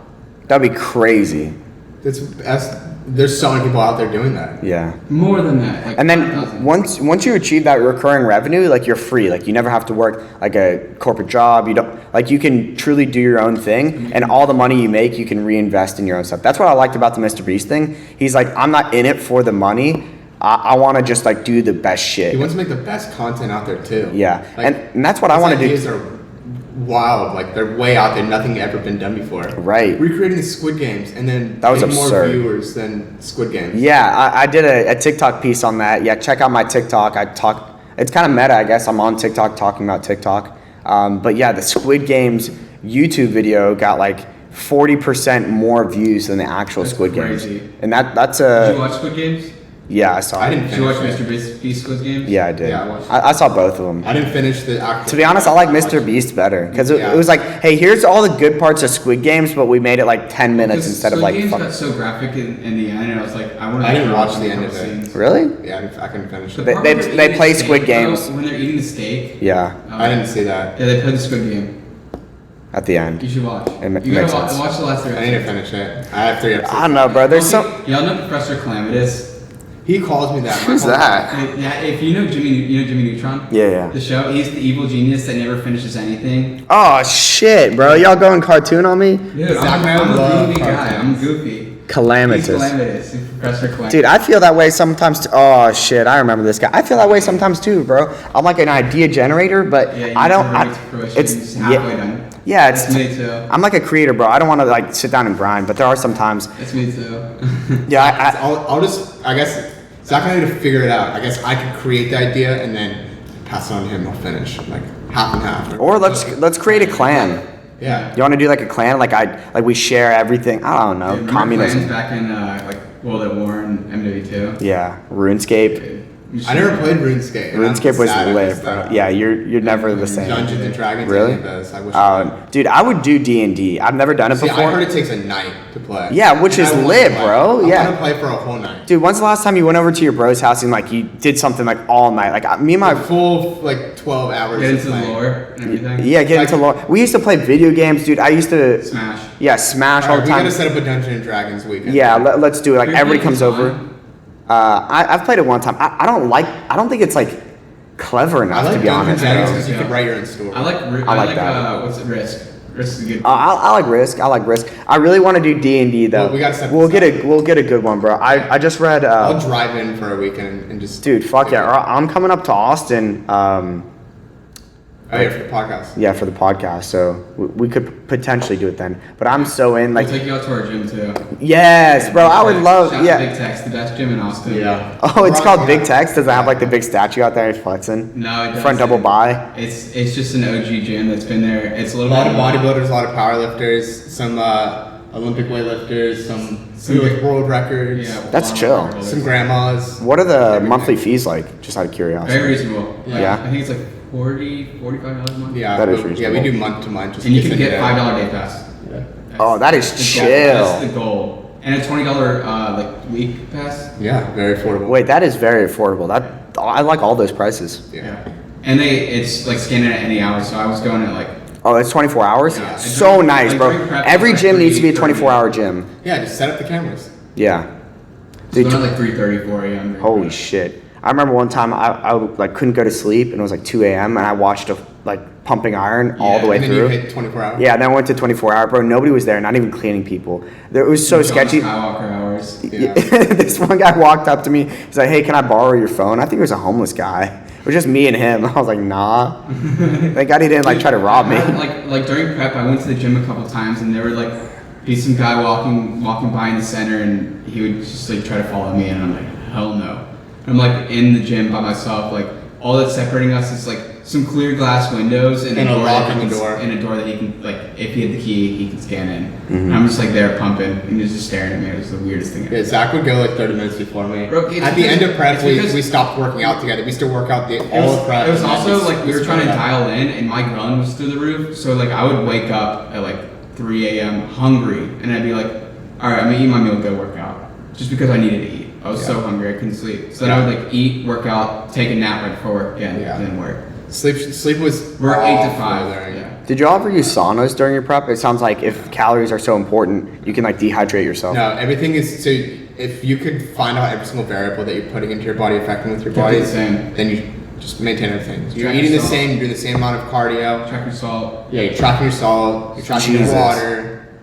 I appreciate the dedication. Is there ever It's- a point where you would? It is like, very it's not for extreme. everyone. It's so not for everyone. And like just the process of even stepping on stage, shaving And your it- body, getting a tan, paying for it all, it's extreme. But I loved it. Like it's fun. It was something that I was very hesitant to do going into Yeah, it. shout out Harvey. Yeah, our coach Harvey Franks. he found us at the JCC. Brenda Boyd over at JCC. Shout out Brenda. We were there. Called Dwayne Malone and he And brought all these Harvey. GBO. So we competed in GBO Naturals, and it's a federation that's natural competitors. And Do they came drug out- test? Yeah. Yeah. Good. So they came out and did a posting or like a clinic and just were talking about bodybuilding. And then Harvey comes up to us. And he was after. there with his son Austin. Yeah. Friends. And Austin's shout out a Austin. beast. Yeah, Austin's a beast. He works over at Young Prodigy. Yeah, at Athlete. And so Harvey walks up to us and goes, like, let's just do a pose on the side, like we've never posed before. And so he's like, take your shirts off. We take our shirts off, we roll the pants up. Yeah, he goes like, y'all got great frames, and he goes, but you. He pointed at me. You He eat more goes, cake. you like eating extra cake than your brother, huh? I was like, no. And he's like, yeah, don't lie to me. And he starts laughing. He knew, And I was like, he knew that like I was we like, eat all the right. same, but his metabolism is just slower. Yeah, and so we posed with him, and he says, all right, come out tomorrow to my place. We'll do a posing class. It's like, all right. We'll He's go like, out there. there'll be some other bodybuilders. Okay, cool. So we show up the And next there day. we met We Thorne. met this guy named Thorne, who's just a monster, like a Thorne. beast of a man. Hopefully, I know a thorn that's a monster. Really? He's super tall. Yeah. Maybe he's not tall, but he's pretty short, but he's a beast. He's like 5'8", 5'9", 5'. Yeah. So, Dude, what is it with dudes named Thorn? They're just like fucking. Poof. Yeah, so we went and posed out there with them, and then right after that, Harvey goes, come back to my office, and he pulls out papers. He goes, You're signing up for the you're signing up for the competition. bodybuilding show. And here's my client intake form. Fill these out and send them in to me tomorrow. Yeah, and I didn't know how to say no because I was too shy or like. Yeah, so we just did And it. I was like, Always and say it's everyone's something I've like- always wanted someone to just grab me and do it because there's never a good time. There's And never- so never a good I guess time. it was literally just like a gift from God, like an angel just coming to find me. Forced. Yeah. In the best way possible. And so we. You got to go with God's plan. And then- I would say who put the bug in us though was when COVID first started. We were in Austin still. We were living together in a 1-bedroom apartment, just him and I. It was awful. One It was bedroom? Awesome too at the same Yeah. time. Yeah, and One bedroom and a we were going living to we were going to Y'all sleep hike- in the same bed? No, I actually slept with my girlfriends every You night. walked there. It was my apartment, but I let him stay there because he needed somewhere to stay. We wanted to work out together. What happened to your living spot? I was at home. He was and looking for a Yeah, job I was for- trying to get a job straight out of college, and I was like cut off from Oracle. So I was like in the last round of Oh, shit. interview process, and they stopped hiring. And I stayed they for stopped 6 hiring years because and a of half, and then COVID. I got back. And so you had a job there had already hired. No. I was still in school. I was in school 6 months longer than Zach. Oh, and then, wow. And then he got an internship, and I couldn't get anything. And then come a year and a half later, I got the job at Oracle again. Like I kept reaching out to him every other week for Holy a year, shit. for a year and a half. I said, Persistence. I said, let me know when you. Zach and I would work. Did they out appreciate together. that, or was it Yeah, kind of just for 2 ghosting? years shouting out. Yeah, they did. So we were going to Hyde Park Gym. Hyde Park Shout Gym. out Hyde Park Gym. Yeah, That's shout out Gym Hyde Park Austin. Gym. Shout And out. OG. Yeah, and like Brooke. Shout out Brooke. All them. Kelsey. Shout out Steven. And then we were there, and like all of a sudden this like crazy bodybuilder shows up. And we had never seen a bodybuilder natural in person, and he was getting ready for a show, and he was doing like I guess you would call them half reps, but they're not half reps. Now knowing what he's doing, he's really working on. His name is Turin. He goes by Turinator. It's Yeah, sick, and he sick name. competes at the Natural Olympia, and Yeah, he competes at like the highest level, but he's natural, and I'm like, And- that's like he made it like he put that. he made it spark that in. was like real, It's like possible. it's attainable. So I like every day I would go at the same time as him just to see him working out, just to like watch him. Get motivated. Yeah. Just like we watched Pumping And Iron. then he put me on Serge Nubret, the OG. The Frenchman. Yeah, the Frenchman. He was just wicked back in the 70s. What is Surge known for? The back? 50s, 60s? I think he was known for his Back. Yeah. Nice. Serge. Good old pecs. Jeez. Those guys are crazy. Turn's got some crazy shots. If you're ever, when you're in Austin, you should come through. There's a place called the Stark Center. I don't know how many people know about it, but it's a center of it's the world's largest collection of sports, like fitness culture and sports memorabilia. So they have like the original barbells, the original circus dumbbells. They have Very like, cool. like all the cool like original Do you stuff. do you know about how like I guess strongmen and all that stuff started? Circus acts, Yeah. right? So yeah, so fitness was in 3 areas. It was the military, you had PE classes, and then you had the circus, and the circus act is what took off. Like that's that's the People one like the They cartoons. like the freaky. Yeah. and that's why bodybuilding is freaky. That's why powerlifting. And what was the show that they would have the man in the audience come deadlift this or? Oh, it was Eugene Sandow. Yeah, Right? I think that's who you're talking about. Yeah. Yeah. He would just go. There was in- some cool old like flyers, Yeah. advertisements that are out there. Charles Atlas, like he was the OG, like Back of the guy comic. of the pitch. He was the king of the pitch, and like he would do comic books and like, hey, they're skinny, and like it was call to action like. You're skinny, you're that 90-pound weakling, but I can make you the big guy, because that was me, and he like sold it. That's like OG marketing. Yeah. And then there's Lelaine, Jack And Lelaine. remember The first ad that Zach and I ever saw of a bodybuilder was at a Smoothie King. Dude, it was Paul Dillette. And Yeah. he was just if you don't know who Paul Jurassic is, Paul, right? yeah, Jurassic Paul. Look him up. Like, with the one with wearing the brown leather. he's sitting there like this. He's just sitting on a chair. They called him Jurassic Paul because he was an Dwarfs the absolute chair. monster. Yeah. Holy shit. I Does saw he have this- brands I saw on his this chest? Subway and someone said "Eat the Gladiator" or the Hulk or whatever it was. Yeah. And then honestly, I would say my favorite one of my favorites is like you got of course Frank Zane, but it's Oh my god. Oh, dude. Yeah, that's it. That's the one. That's the one. Dude, where is the You gotta chair? throw the picture up in the corner of this. Yeah. Yeah, I'll have to figure out how to do that, bro. Frank Y'all gotta was show like me. help my you. favorite, Yeah. Because he was like that 5'5" guy that was like he was the original strongman, so he was like carrying like 700-pound fridges on his back and doing all this crazy Before they stuff. had weights that big. Yeah. They really had to build weights. Dude. They have to build weights for you. have You're to so figure it big. Like, let's build a house so you can fucking deadlift it, or get a big plane. Yeah. I want to see Liver King like teeth pull a Wait, plane. who's the guy who said there's no reason to be alive if you can't do deadlift? That's dude, all the old strongman stuff is just sick. I love it. The lore, Yeah. dude. We should do a strongman D&D, Dude. like a bodybuilding D&D, dude. You should motherfuckers would love that. Review like hype old like 90s posing. I like the videos. history of it. Like, Yeah. the history of like Old, everything. yeah. Bro, think about it like this way, like, oh, like you go into the gym, like you have the option, like here are your stats, like you can do deadlift or you can like try bench like for a max. And you go for the max and you roll the dice and it's like, oh, a torn back. Come on, bro, that'd be funny. Bro, you gotta roll the dice, and for every number that shows you gotta do X amount of reps or sets or something. Oh, dude, if you intertwined it with like a workout, that'd be tight. Yeah. AMRAP sets are so fun. That What's- used to be my thing. Anything you can like, As Many reps as possible. yeah. Yeah, I see. Dude, that's how I used to work out. Like, I've almost never counted reps. I just always I do don't that. count reps anymore. Yeah, I'm too stupid for I that. go for a minimum of a certain many. I know what weight I can do for like roughly this many reps. I go for and feelings. Like I'm going for I'm moving the weight fast. I'm feeling the weight. I'm going to be explosive. And I'm gonna pump the out of my muscles. Hell yeah. I would say that's what we do too. Like we used to go in there and try to Gotcha. lift it perfect form and slow, feel it, but Time you under gotta- tension. You gotta lift it like good form, time under tension, but also like be explosive. There you go. Everything's about being explosive. Power. Yeah, so you believe in the fast twitch muscles more than the slow? Both. That's what you pose. You're working your Nice clean isometrics. stuff right there. So, in your experience, what's the difference between the two? What are their purposes? I like to Slow work on. eccentrics, fast See concentrics. that I like lifting to where I'm working both portions of my rep. I can work the concentric and eccentric portion of my rep. So I can work isometrics with my posing, and then even to take it even further than that, if I'm feeling a little weak one day, and I'm like I can't push this weight full range of motion, I'm doing 10 at the bottom, 10 at the top, and if maybe I can get myself to do a few full range motion. But working your different portions of your rep is a tool that you can pull out of your toolbox. And it's all about getting your muscles as big Yeah. as possible. Yeah, And even. And maybe one Well, week. if bodybuilding's your thing, Yeah. it's not for everyone. I mean, like yeah. So some people might want MEEF slow isn't twitching. only- MEEF isn't only bodybuilding related. It's supposed to be about finding whatever fitness yours. Yeah, like my fitness was tennis, his was basketball, then it was football, then it was baseball. It was Running, running for it's- me for like the past 16 weeks. Like Yeah, it's running, it's bouldering, it's yoga, it's bird But watching. it's not just the physical; it's the mental too. Like that's what we wanted, like everyone to really realize and see that it truly is so much mental. Like it's motivating everyone to enjoy fitness, but it could be like that's why we have MEEF mentality. and the 1% better every day mentality.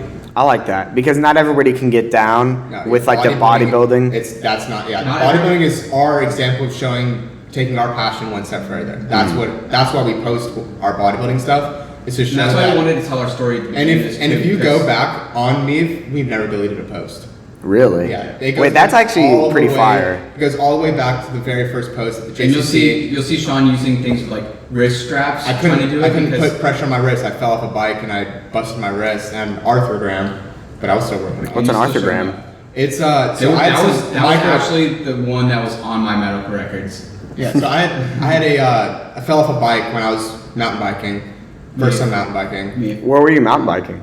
We were Vail. we were in Vail. Dude, I mountain biking in Vail and it was fucking dope and I ate shit so many times. I still have my lift I fell tag. off the front. I squeezed the wrong brake by accident. Oh shit, you flew over the handlebars? I almost went off the side of the cliff, but I didn't. I put my arm down and I stopped myself, and I was like, "Yeah, my arm." It was a going- cliff? But we were going fast, we were flying down. That shit is so scary. Sean just hits it, and I see him go flying Like like, Superman. 10 feet in the air, Yeah. throws his wrist down, trying to slow himself down, and then And I like stopped he's myself. like head is like off the side. Yeah, and I was like, something's broken. I got up and nothing was broken. We had to walk down the hill. Yeah. Like, And then How far- we ended up It doing took like 30 another. We ended minutes. up doing another round down. Oh, savage. I felt bad about doing it, and then I woke up the next day and my wrist was like an unbearable pain. Oh And I was my- like, it's broken. It's definitely But you broken. saved yourself from fucking so death. I went and got an X-ray done. Nothing broken. I just had micro-inflammation in there, and they did a little steroid injection. Wear on your the wrist site. straps, kids. Yeah, wear your wrist straps. While you're mountain biking? No, While you're lifting, When you're but- lifting. Wrist Yeah. integrity. Yeah. Or you could Save just my like wrist. get your forearm I stronger, don't know right? how I didn't break it, but We got some small wrist over here. yeah, we like to think of wrist wraps as like if you're a runner and you get running shoes, you're not gonna run in Vans. If you're a lifter and you're serious about lifting, you're gonna get some wrist wraps to protect your wrist. That is true. You still work out forearms, but it's good. Like when you're lifting Oh, weights yeah, that of course. heavy. Like, you got to work your forearms because that was one thing I learned from shout out Leroy the Machine. He's got World's world's strongest strongest strict strict curl. Sick. And he works at the Big Tex, and I asked him. I said, like, it was when my He bike- actually saved my tendonitis. I was having such bad tendonitis in my elbow, and he said you just like said let me. We're on teach a you- live stream with him talking. Yeah, he said let me teach y'all something real quick, MEEF twins. Like go and start doing some tower curls, and then work on that. What's a tower curl? So you, instead of using a rope, Like you, for the hammer you, curls? you take a towel and you put the towel through the hook, and you whip and you're it. gripping it and you're pulling and you're doing your curls like a normal rope Yeah. curl, but you're And forced to use instead your of using the force on the top of your hand, you're like squeezing you're it. Exactly. truly squeezing it, and your forearm. And then use blow up. like fat grips. Like Oh, dude, I like fat grips. if you're I doing like rows and stuff, fat grips blows up your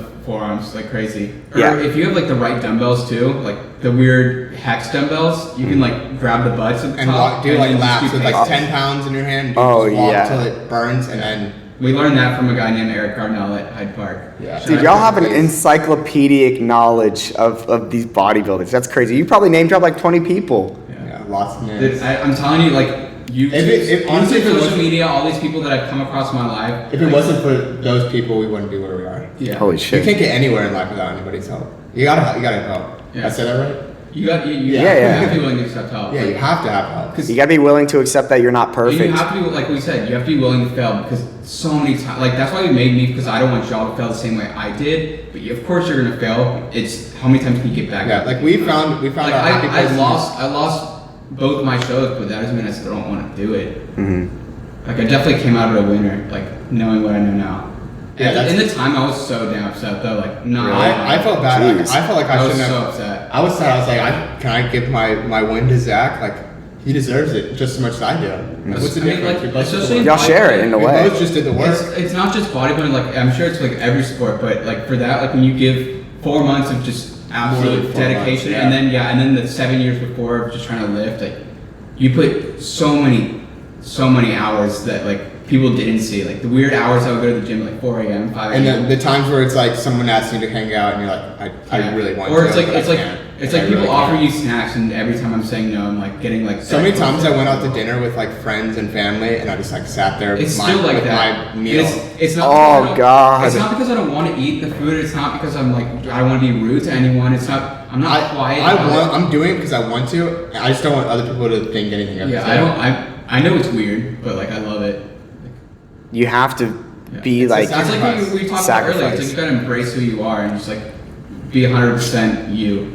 I like that. That's like the most positive. That's like the best message about this stuff. Like through the freakiest stuff, whether it be bodybuilding or You will get strange freaky, comedy. Yeah, that's where you like.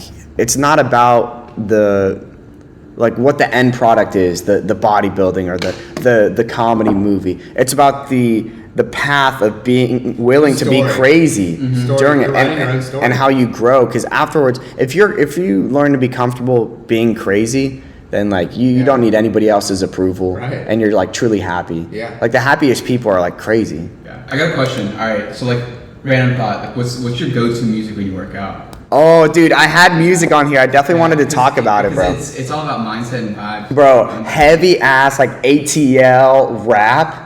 You know, like the grimy shit, like the OG, like Yes, sir. You like 2000s. You like Outkast or so like that. What's Dude, the- like Young Jeezy, like Okay, Jay-Z, yeah. 50 Cent. Yeah. Like Jeezy's a vibe. yeah, Jeezy, just like the hard, like Old trap Jeezy, rap. yeah. Yeah, a trap rap for sure. And then like EDM. Like I used to do like dubstep, like back in my I college used days. to lift a dubstep back in college. Yeah, or and like I got out techno, of it. Yeah. or not techno, but I guess like hard house. Yeah, I used to listen to like Getter. Yeah, bro, that shit just makes Yeah. you're yelling, just getting You're on a different crazy. energy level then. That was Totally me too, different. And then I went with like Tevez. Tevez was during prep, like a lot of hard style. Oh, the hard style, that's an interesting But one. then I do- Douche, douche, I like- douche, douche, I like douche. a Zach, lot of I'll funk- randomly like walk into funk the gym music. back in college, and Zach would be listening to like Jacques like on the speakers. Who's Jacques Wes? Jacques is the new king of R&B. Yeah, the new king of R&B, Jacques Yeah. Wes. I've never heard of him. I gotta Zach, listen to him. Zach would be R. listening R. to like Kelly some just love R. making Kelly was music always in over the him, gym. but Jacques was the real king. Yeah, Zach would Really? be listening to love making I'm- music I while make lifting love to the weights. weight. Golly, making love to the iron, baby. When you're lifting the 400 pound deadlifts, you're making love to the big girls. There you go. That's why those 45 pounders have holes in the center, right? Making love to the weights. Yeah, I listen to like Jacques, like on back day, like Yeah, nothing but- better than some slow R&B. Listen to funk music. I'm a big. Oh, I love I funk. love like UGK. Like. Oh, I yeah. Like, I'm big. like Swisher House. Damn, shout out H-Town, Yeah, baby. H-Town, Let's Bun go. B, Bun B for real. Paul Wall. Paul Wall's a big one. You like Paul Wall, bro? I got Kid. Paul Wall's CD. I listen to it I all the love time. Old school. Yeah. Low Scrappy, all them. Yeah, I don't. Shout I out listen Houston, to, bro. I listen to new music, but it's not like my go-to every single time. Yeah, I don't like new music. It's all like I listen old to rap Gunna, and EDM. Future, Lil Wayne. Lil Wayne's good, dude. Yeah, dude, old school Lil Wayne, like the Carter 2 and the Carter 3 are two of the best albums of all time. I like Carter 4, and Carter 5 is just like it's a little like unique. Yeah. I Wiz like it. Khalifa. Yeah, We Wiz- were- Oh, Wiz, bro? Oh Wiz my. is #1 listener last year, for Yeah. sure. What? Yeah. 70,000 So minutes. Zach and I did a social experiment. We would every time we wouldn't be on the app, we'd play Wiz Khalifa. Yeah. Like We all played day him on long. average for 12 Wait, hours a day. what is this? Every time you weren't on. Every time we like almost 24 hours a Like day. if we were Sometimes just sitting here right now, Wiz Khalifa would be playing on our phone like at one level volume we did on it someone's phone. on average 12 hours a day for We did it for 365 days. Yeah, so our total time listened to Wiz Khalifa was like 290 days worth. Of This is It's like- verifiable. yeah. Can I see that? That's crazy. Wait, Am I being under 90 when or did 290? Spotify Rap come out? Do you at the end of remember? the year. Oh yeah, at the end of the year, it comes out like in December, like the last week of December. But Yeah. yeah, Zach and I were the #1 listeners in the world for Wiz Khalifa. And they told you They that. didn't tell us, but no, how can you beat that? Bots. No one else- Bots. Yeah, but there's no. You think there's a bot out there listening to Wiz Khalifa? I think it's just as good as the bot. I'm gonna find it. Bro, Yeah, we don't as a social. Rolling Papers 1 is like my favorite album of all time. We had 202,567 minutes streamed of our most played song by Wiz. Of just one song. 0.001% of listeners for the year. It doesn't get higher than that. It doesn't tell you any higher. Wow. Yeah, but Zach and I do know we are at least top 2,000 because we got an email. 274,555 minutes listened to Wiz Khalifa. Why'd y'all do this? Social experiment, but we got an email from Wiz Khalifa's campaign group saying like, to the top 2,000 listeners, here's an opportunity to buy this special record or something.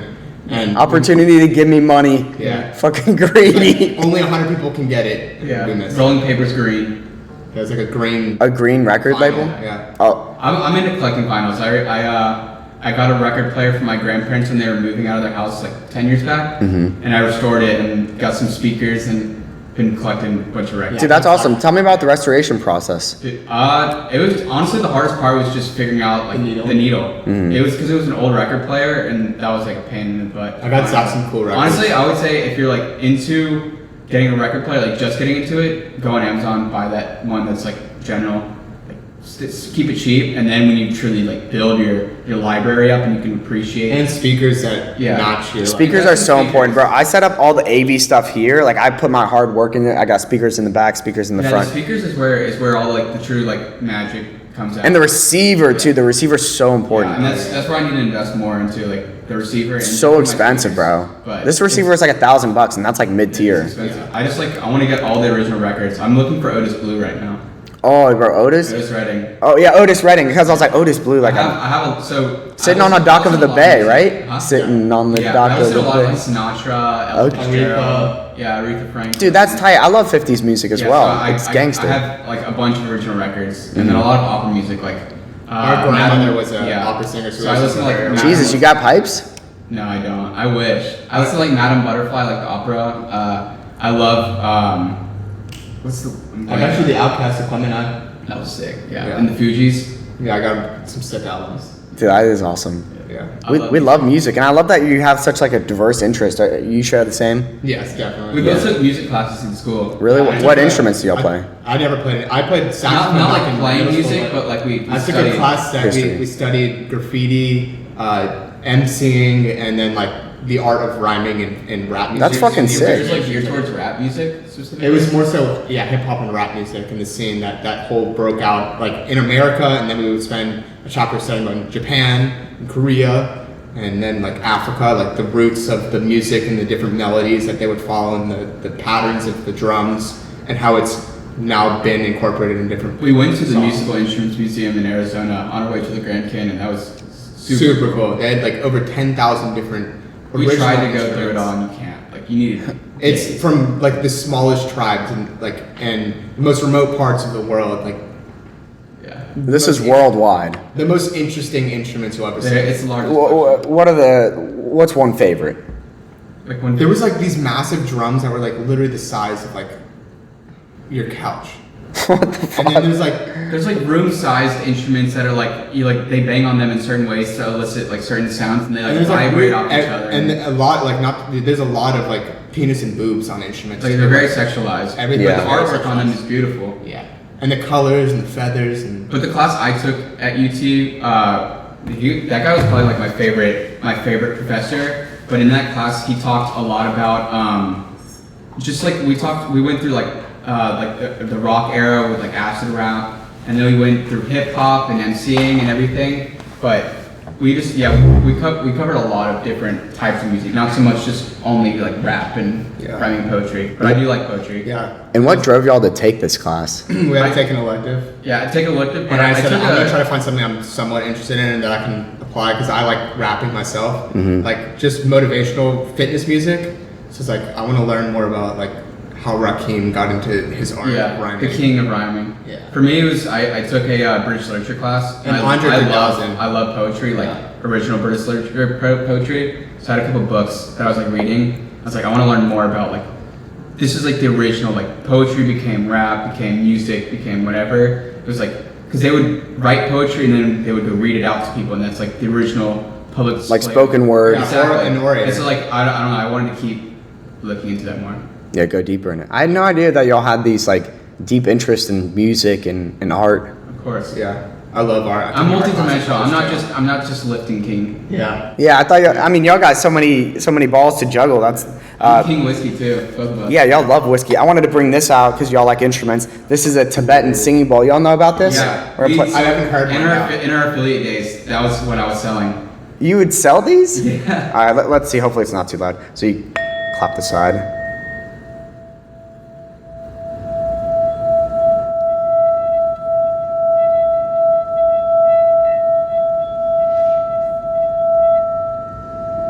That's nice. I could feel that like in my like head. So a lot of the instruments at the Musical Instruments Museum were like that, but hundreds on this huge thing, and you would have like the whole It'd be like tribe different. working. Yeah, it'd be like like 10 different people playing the same instrument, and it would be like multiple sounds hitting different chakras. Oh my God. Yeah, it's interesting. Do y'all believe in that sort of stuff? Chakras. To an extent of 100%. Yeah. It's I gotta believe be. in energy. It can't be still something that's I believe in like the energy. Because it's lasted so long. energy. It's Like Chris Jones has been on the spiritual wave, and I've been loving it. I didn't know that. I've been Fuck loving yeah. it. Yeah. He's been talking about how like the sun is like the provider of energy, and like something about the Egyptians and Nikola Tesla and all this stuff. I'm like, man. Oh, the pyramids. Yeah. Yeah. Like this stuff. yeah, man, and then you talk about crazy. like harnessing energy from thin air kind of thing.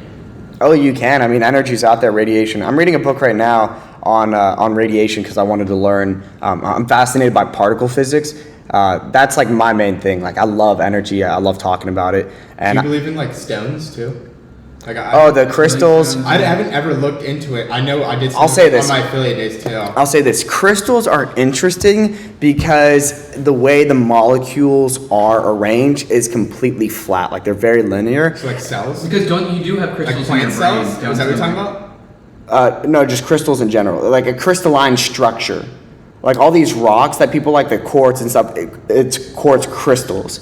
And what makes it a crystal is the way that the molecules are lined up. They're lined up linear, like one atom high. So if you cut it, it's just, a thin layer. And so they were used very early on and part of their like radioscoping techniques, like using. Why they're so delicate, in a way. Well, it depends on the rock. Some of them, yeah, I guess generally they're pretty sheer. You can I guess crack it them. depends on like the way you handle it. Yeah, it depends the way you crack it. But yeah, they're very thin layers, one atom thick that are stacked on top of each other. And they are used in like utilizing radiation to view different parts. They were, kind of like optics. Like refracting. Yeah, exactly, because they're straight. Radio waves and So because of their unique structure and because there's background radiation going on all the time, I mean, that's how we get, cell phone signals, that's how we get sun, all that sort of stuff, then I certainly see there being like certain parts of it. And I think, part of our organs or internals definitely radiate things back. I mean, not all of the energy is absorbed. So if my organs are radiating a certain frequency, certain type of energy, there's certainly something that speaks the same language. Yeah. And I agree. I think if the lore's been there and it's that strong, especially with like, I don't know, I kind of have a belief. And it's funner to believe in that sort of shit. Energy is definitely contagious. Like just like being in a room, like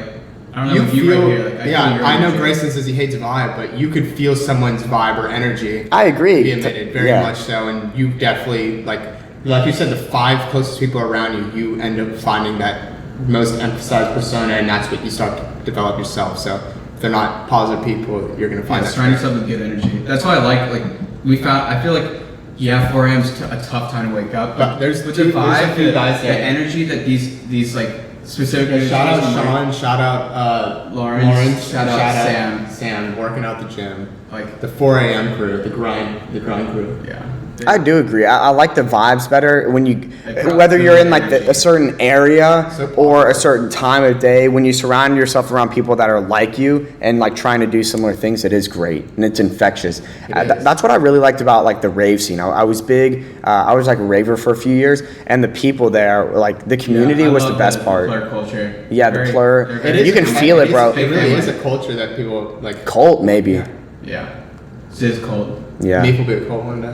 it should be. It kind of is. I feel like Cult's not a bad word. Yeah, cult gets No. the wrong perception. It's not a bad thing. Like I would say that's the one thing. Sush, bro. Like bro, whatever it is. Sush. Brah. Yeah, Sush.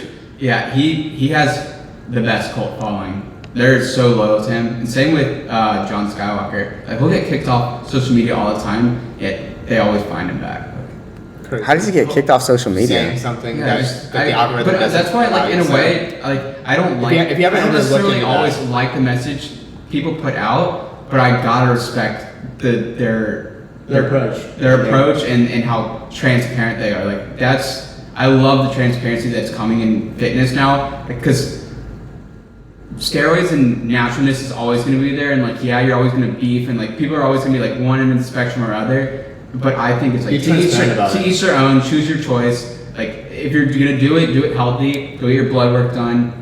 Take your breaks, whatever. I'm not a medical doctor. I'm not gonna give you advice, but just be transparent about it. Don't lie to people and give them a false perception of reality. Yeah, and what's false, what's attainable and what's not with genetics and. But also don't fool yourself. Like when you're natural, like don't fool yourself and sell yourself short thinking that something's not possible, because you wouldn't believe the people that you see like doing crazy things, and you realize that's all them. Like, imagine the stuff that you can achieve all natural. I would. Like, 13-year-old Sean would never have believed to be the person I am right now, like at all, like anything about what I'm doing right now is not whatever I thought. How do you think you made it here? What do you attribute your success to? Not giving up. Not giving up and being told no so much. Zach and I got told I think everybody gets told no so many times. Who told you no? We got told we were like the fat chubby kids, Tweedledum all the time growing up. Like haters are like, you can't get fit. I don't think they meant it in a mean way. No, like either. in sports, for example, football. Like they put us on the line because we're the two fat chubby kids. And I want to go catch a ball. Yeah, I want to be catch a ball or be a running back or something like. And that's not every something I would be at that state, but yeah. Even more so, like I thought I was going to be able to. I thought I was going to be struggling with eating at this point still, and I was just going to be a fat slog. But it got better. Yeah, Sean would like. I don't want to expose you. Like he had to like his relationship with food was he snuck food. Like he I used to like we would go to Mexican food restaurants. It would like. We would all have our own chips like at one end, and Sean would kill his own bag of like chips. And then chips. I eat a lot, dude. I love cheesy roll-ups, like tortillas and cheese. That's it. Hey, salsa, dude. Anything. Dude, Mexican food is really good. Dude, I just love food. It's our favorite. I still Still. love it. Really? I eat tacos every day. Every day I eat at least 2. Either breakfast taco. Damn, I do miss Mexican food. I haven't been out eating like since I've done this like fitness journey or this this certain diet. I'm sure you feel so much better. I do feel better, but bro, part of me right now is like, oh, carne asada right now, like dipped in butter. Maybe that's a good transition into like after prep, dude. What'd you do? Getting back to food was like no one can warn you for that. When you are done with prep, it is not done with prep. It's got to harder. reverse It's that. harder Like after. you know Don't that you do don't what you have did. you don't have a goal in mind. Don't do it. You're not shooting for another show, so you're at the point where it's like I need to get back to my weight. So it's very easy to slip up. Schedule a photo shoot 4 weeks away after your show, and then you have to reverse that. Like I do it. Make yourself. So what happens if you eat a ton after you stop? I waved the white flag, said I'm done. Like I'm just gonna go eat. Like, Yeah. like, I'm just gonna go. I'm You like snap back. Zach was swollen like a I was on stage, weighed in 133. 2 days later, 155. Freaking bad. Wait, I want to do some math. So they say 1 pound is 3,500 calories, and you gain But it was 22 water pounds. too. Like You he don't held know on to how many calories I everything. ate. So many calories. Alright, we're gonna run down like the first Yeah. The first night 3 after hours. Zach's Yeah, second first like show. 3-4 hours. Like after the It's show. quick. After the show, I'm like texting Sean, like backstage, I'm done. I'm like, Sean, I need McDonald's. Like I need McDonald's. so we go to Spicy McDonald's. McChicken. Yeah, I got 2 spicy McChickens and a With a Farbo. cheeseburger. Shout out Farbo. Yeah, and then we get back to the hotel room. I already ate my 2 McChickens and burger. And Zach got these special limited edition Pop Yeah, I Tarts. got He's like, I need Pop-Tarts to have one. like 8 weeks before in prep. Like Just waiting to eat them. Zach was weird. yeah, that was the only thing I got.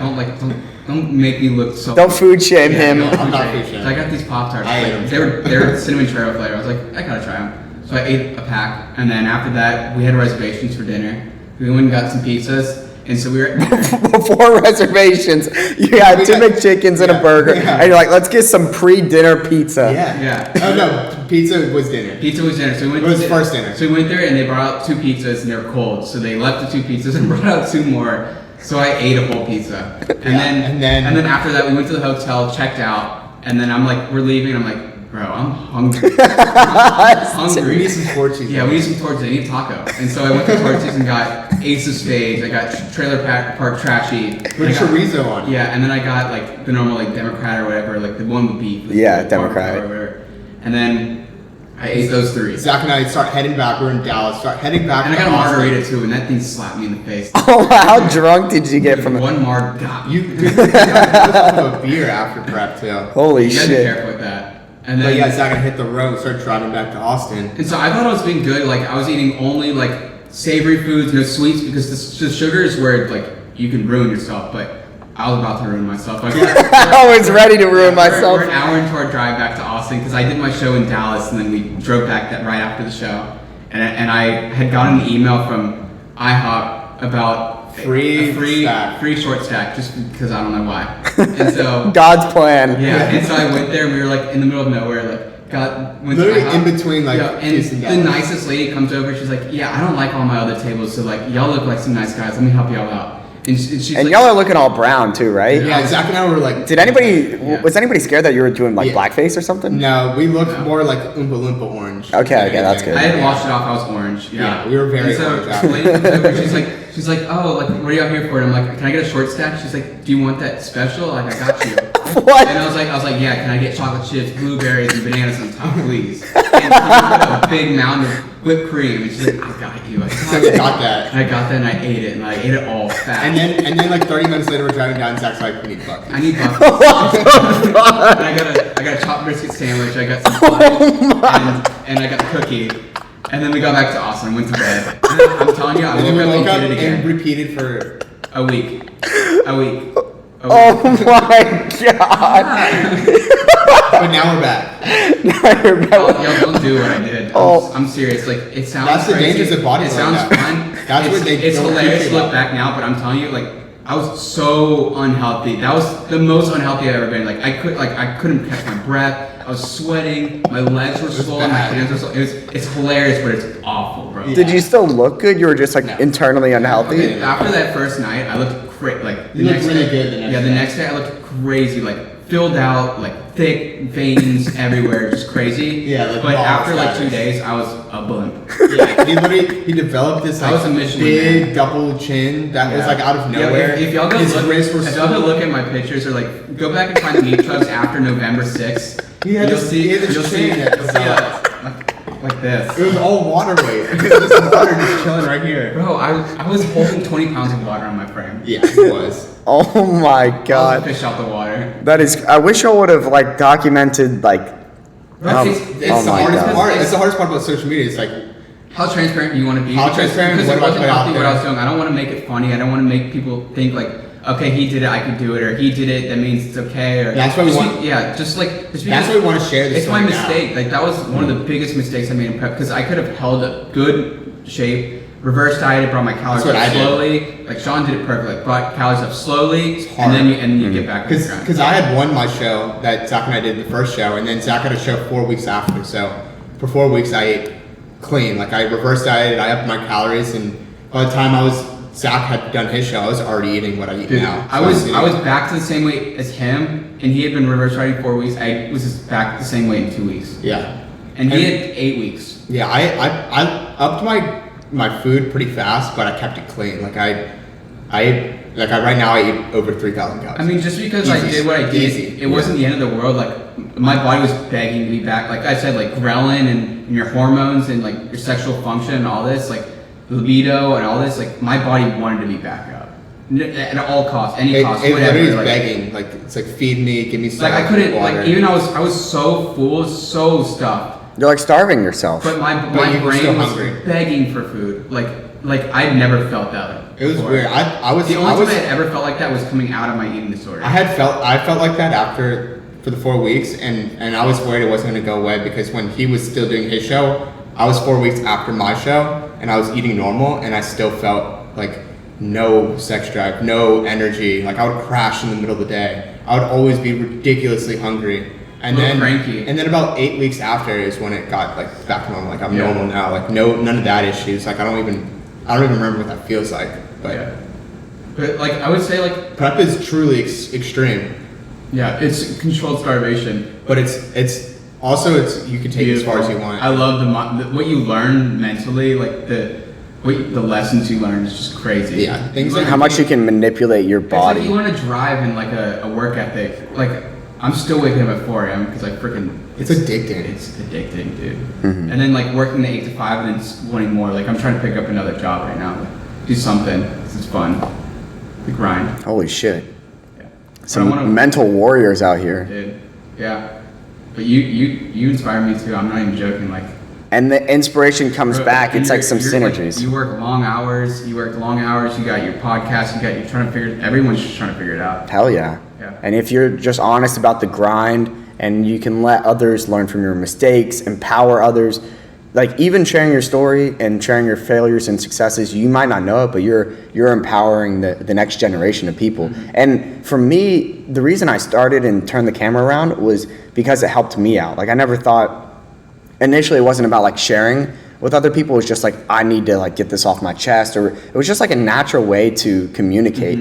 And to your point earlier, it's so great that social media connects all these parties and That's instantly, the beauty of it. that is the beauty. And we have to continue to put out that message that it's about connecting each other and about being honest and not putting these like crazy expectations that aren't attainable. Well, it's also I want to Alex says something first. Okay, you go ahead. Like we Truly the if twins. we truly thought social media was something that is not a positive, then we wouldn't be making content. Also- we wouldn't be on it. We wouldn't be trying to help it. But we see the positive in it. We see the benefit it can bring to people, and that's why we want The other thing content too out I there want to that say is like helpful. don't get lost or caught up in thinking someone's life is all put together just because you see a certain thing or hear a certain thing. Like just because we're on this podcast talking the way we do or saying the things we do, don't think we have everything put together, because So much we struggle with it's behind so the far from that. scenes. So much we struggle with both, like as individuals, as twins, being like business partners, things like that. Like there's so much people struggle with and aren't transparent, as you shouldn't. You should have your privacy. You should keep things I would private, love but to share also more make sure- things about that. It's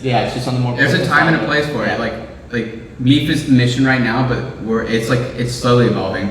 Yeah, and I'm slowly feeling more comfortable to share stuff. Yeah, like talking about my eating disorder, I wouldn't have done that a year ago at all. Like no one really knows. Like I kept it so secret. Wore long sleeves through high school. No one knew at all. But now it's just something like that was part of me. That's what made me now. Yeah, it made you stronger, Yeah. admitting those mistakes. But like I'm not even joking. Like you caught me peak like struggling, and then seeing you on your grind like freaking got me. Hell yeah. It really did. I wish we could have caught some pumps back in the day, but we're going to catch some crazy ones now. Oh, yeah. And the torch is passed the other way. Y'all got to show me the ways, teach me, get me back in the game. Yes, sir. We're going to be cranking out workouts in Austin. I'm going to be going there in a month, and we're definitely going to put out some content. I want to get on the live stream game. If y'all like Twitch and fuck I with love that, live streams. let me know, because I like it because Authenticity. Yeah, it's authentic, and I don't. Uncut. So much of this is like you put in like a lot of production value, and you have to edit and all that stuff. And I like it. Just rip it, bro, because I don't want to spend a lot of time afterwards. Like I'd love to just post it off the rip. So we're gonna be doing that. Let me know what y'all think. I don't think we can get any better than that fucking climax. That was amazing, Yeah. inspirational. I'm hyped. You know, we could keep going for hours. I feel like we got so many ideas to exchange. Yes. A lot to learn from each I think other. this is a good podcast to open up some ideas, and in the next ones soon to come, we'll like dive down on some more granular topics. And I'd love to share with y'all a little bit more about like my passion for No, energy, definitely. because I want to speak out some truth to that Yeah, as well. yeah. Is there anything y'all like to share before we wrap up? Everybody is MEEF, and all it takes is self-belief. And if you don't think you have it in you, you really do, because there was a time where I thought I didn't have it in me, and we all have it in us. It's just a matter of And finding it. there's and always believing it. times where I still doubt myself, but seeing him on his grind, seeing y'all tag us in posts, like it really does reassure me that it is possible. Yeah, and if you think you're alone out there, you're not. Reach out to us. We're here to help. That's the beauty of having a twin brother, and I know people out there aren't fortunate to have that in their lives, but we're here to be that person Yeah. to you, and that's what MEEF is about. We're y'all's Helping MEEF out. twins. Yeah, I like that part. They're y'all's MEEF we're twins. So CPM, certified personal motivators. Yeah. fuck yeah, bro. You should start putting down like your business cards and stuff. I MEEF love Mafia. it. MEEF Mafia, baby. Let's get a Yeah. big flex Yeah. going. Let's go. All right, peace out, y'all.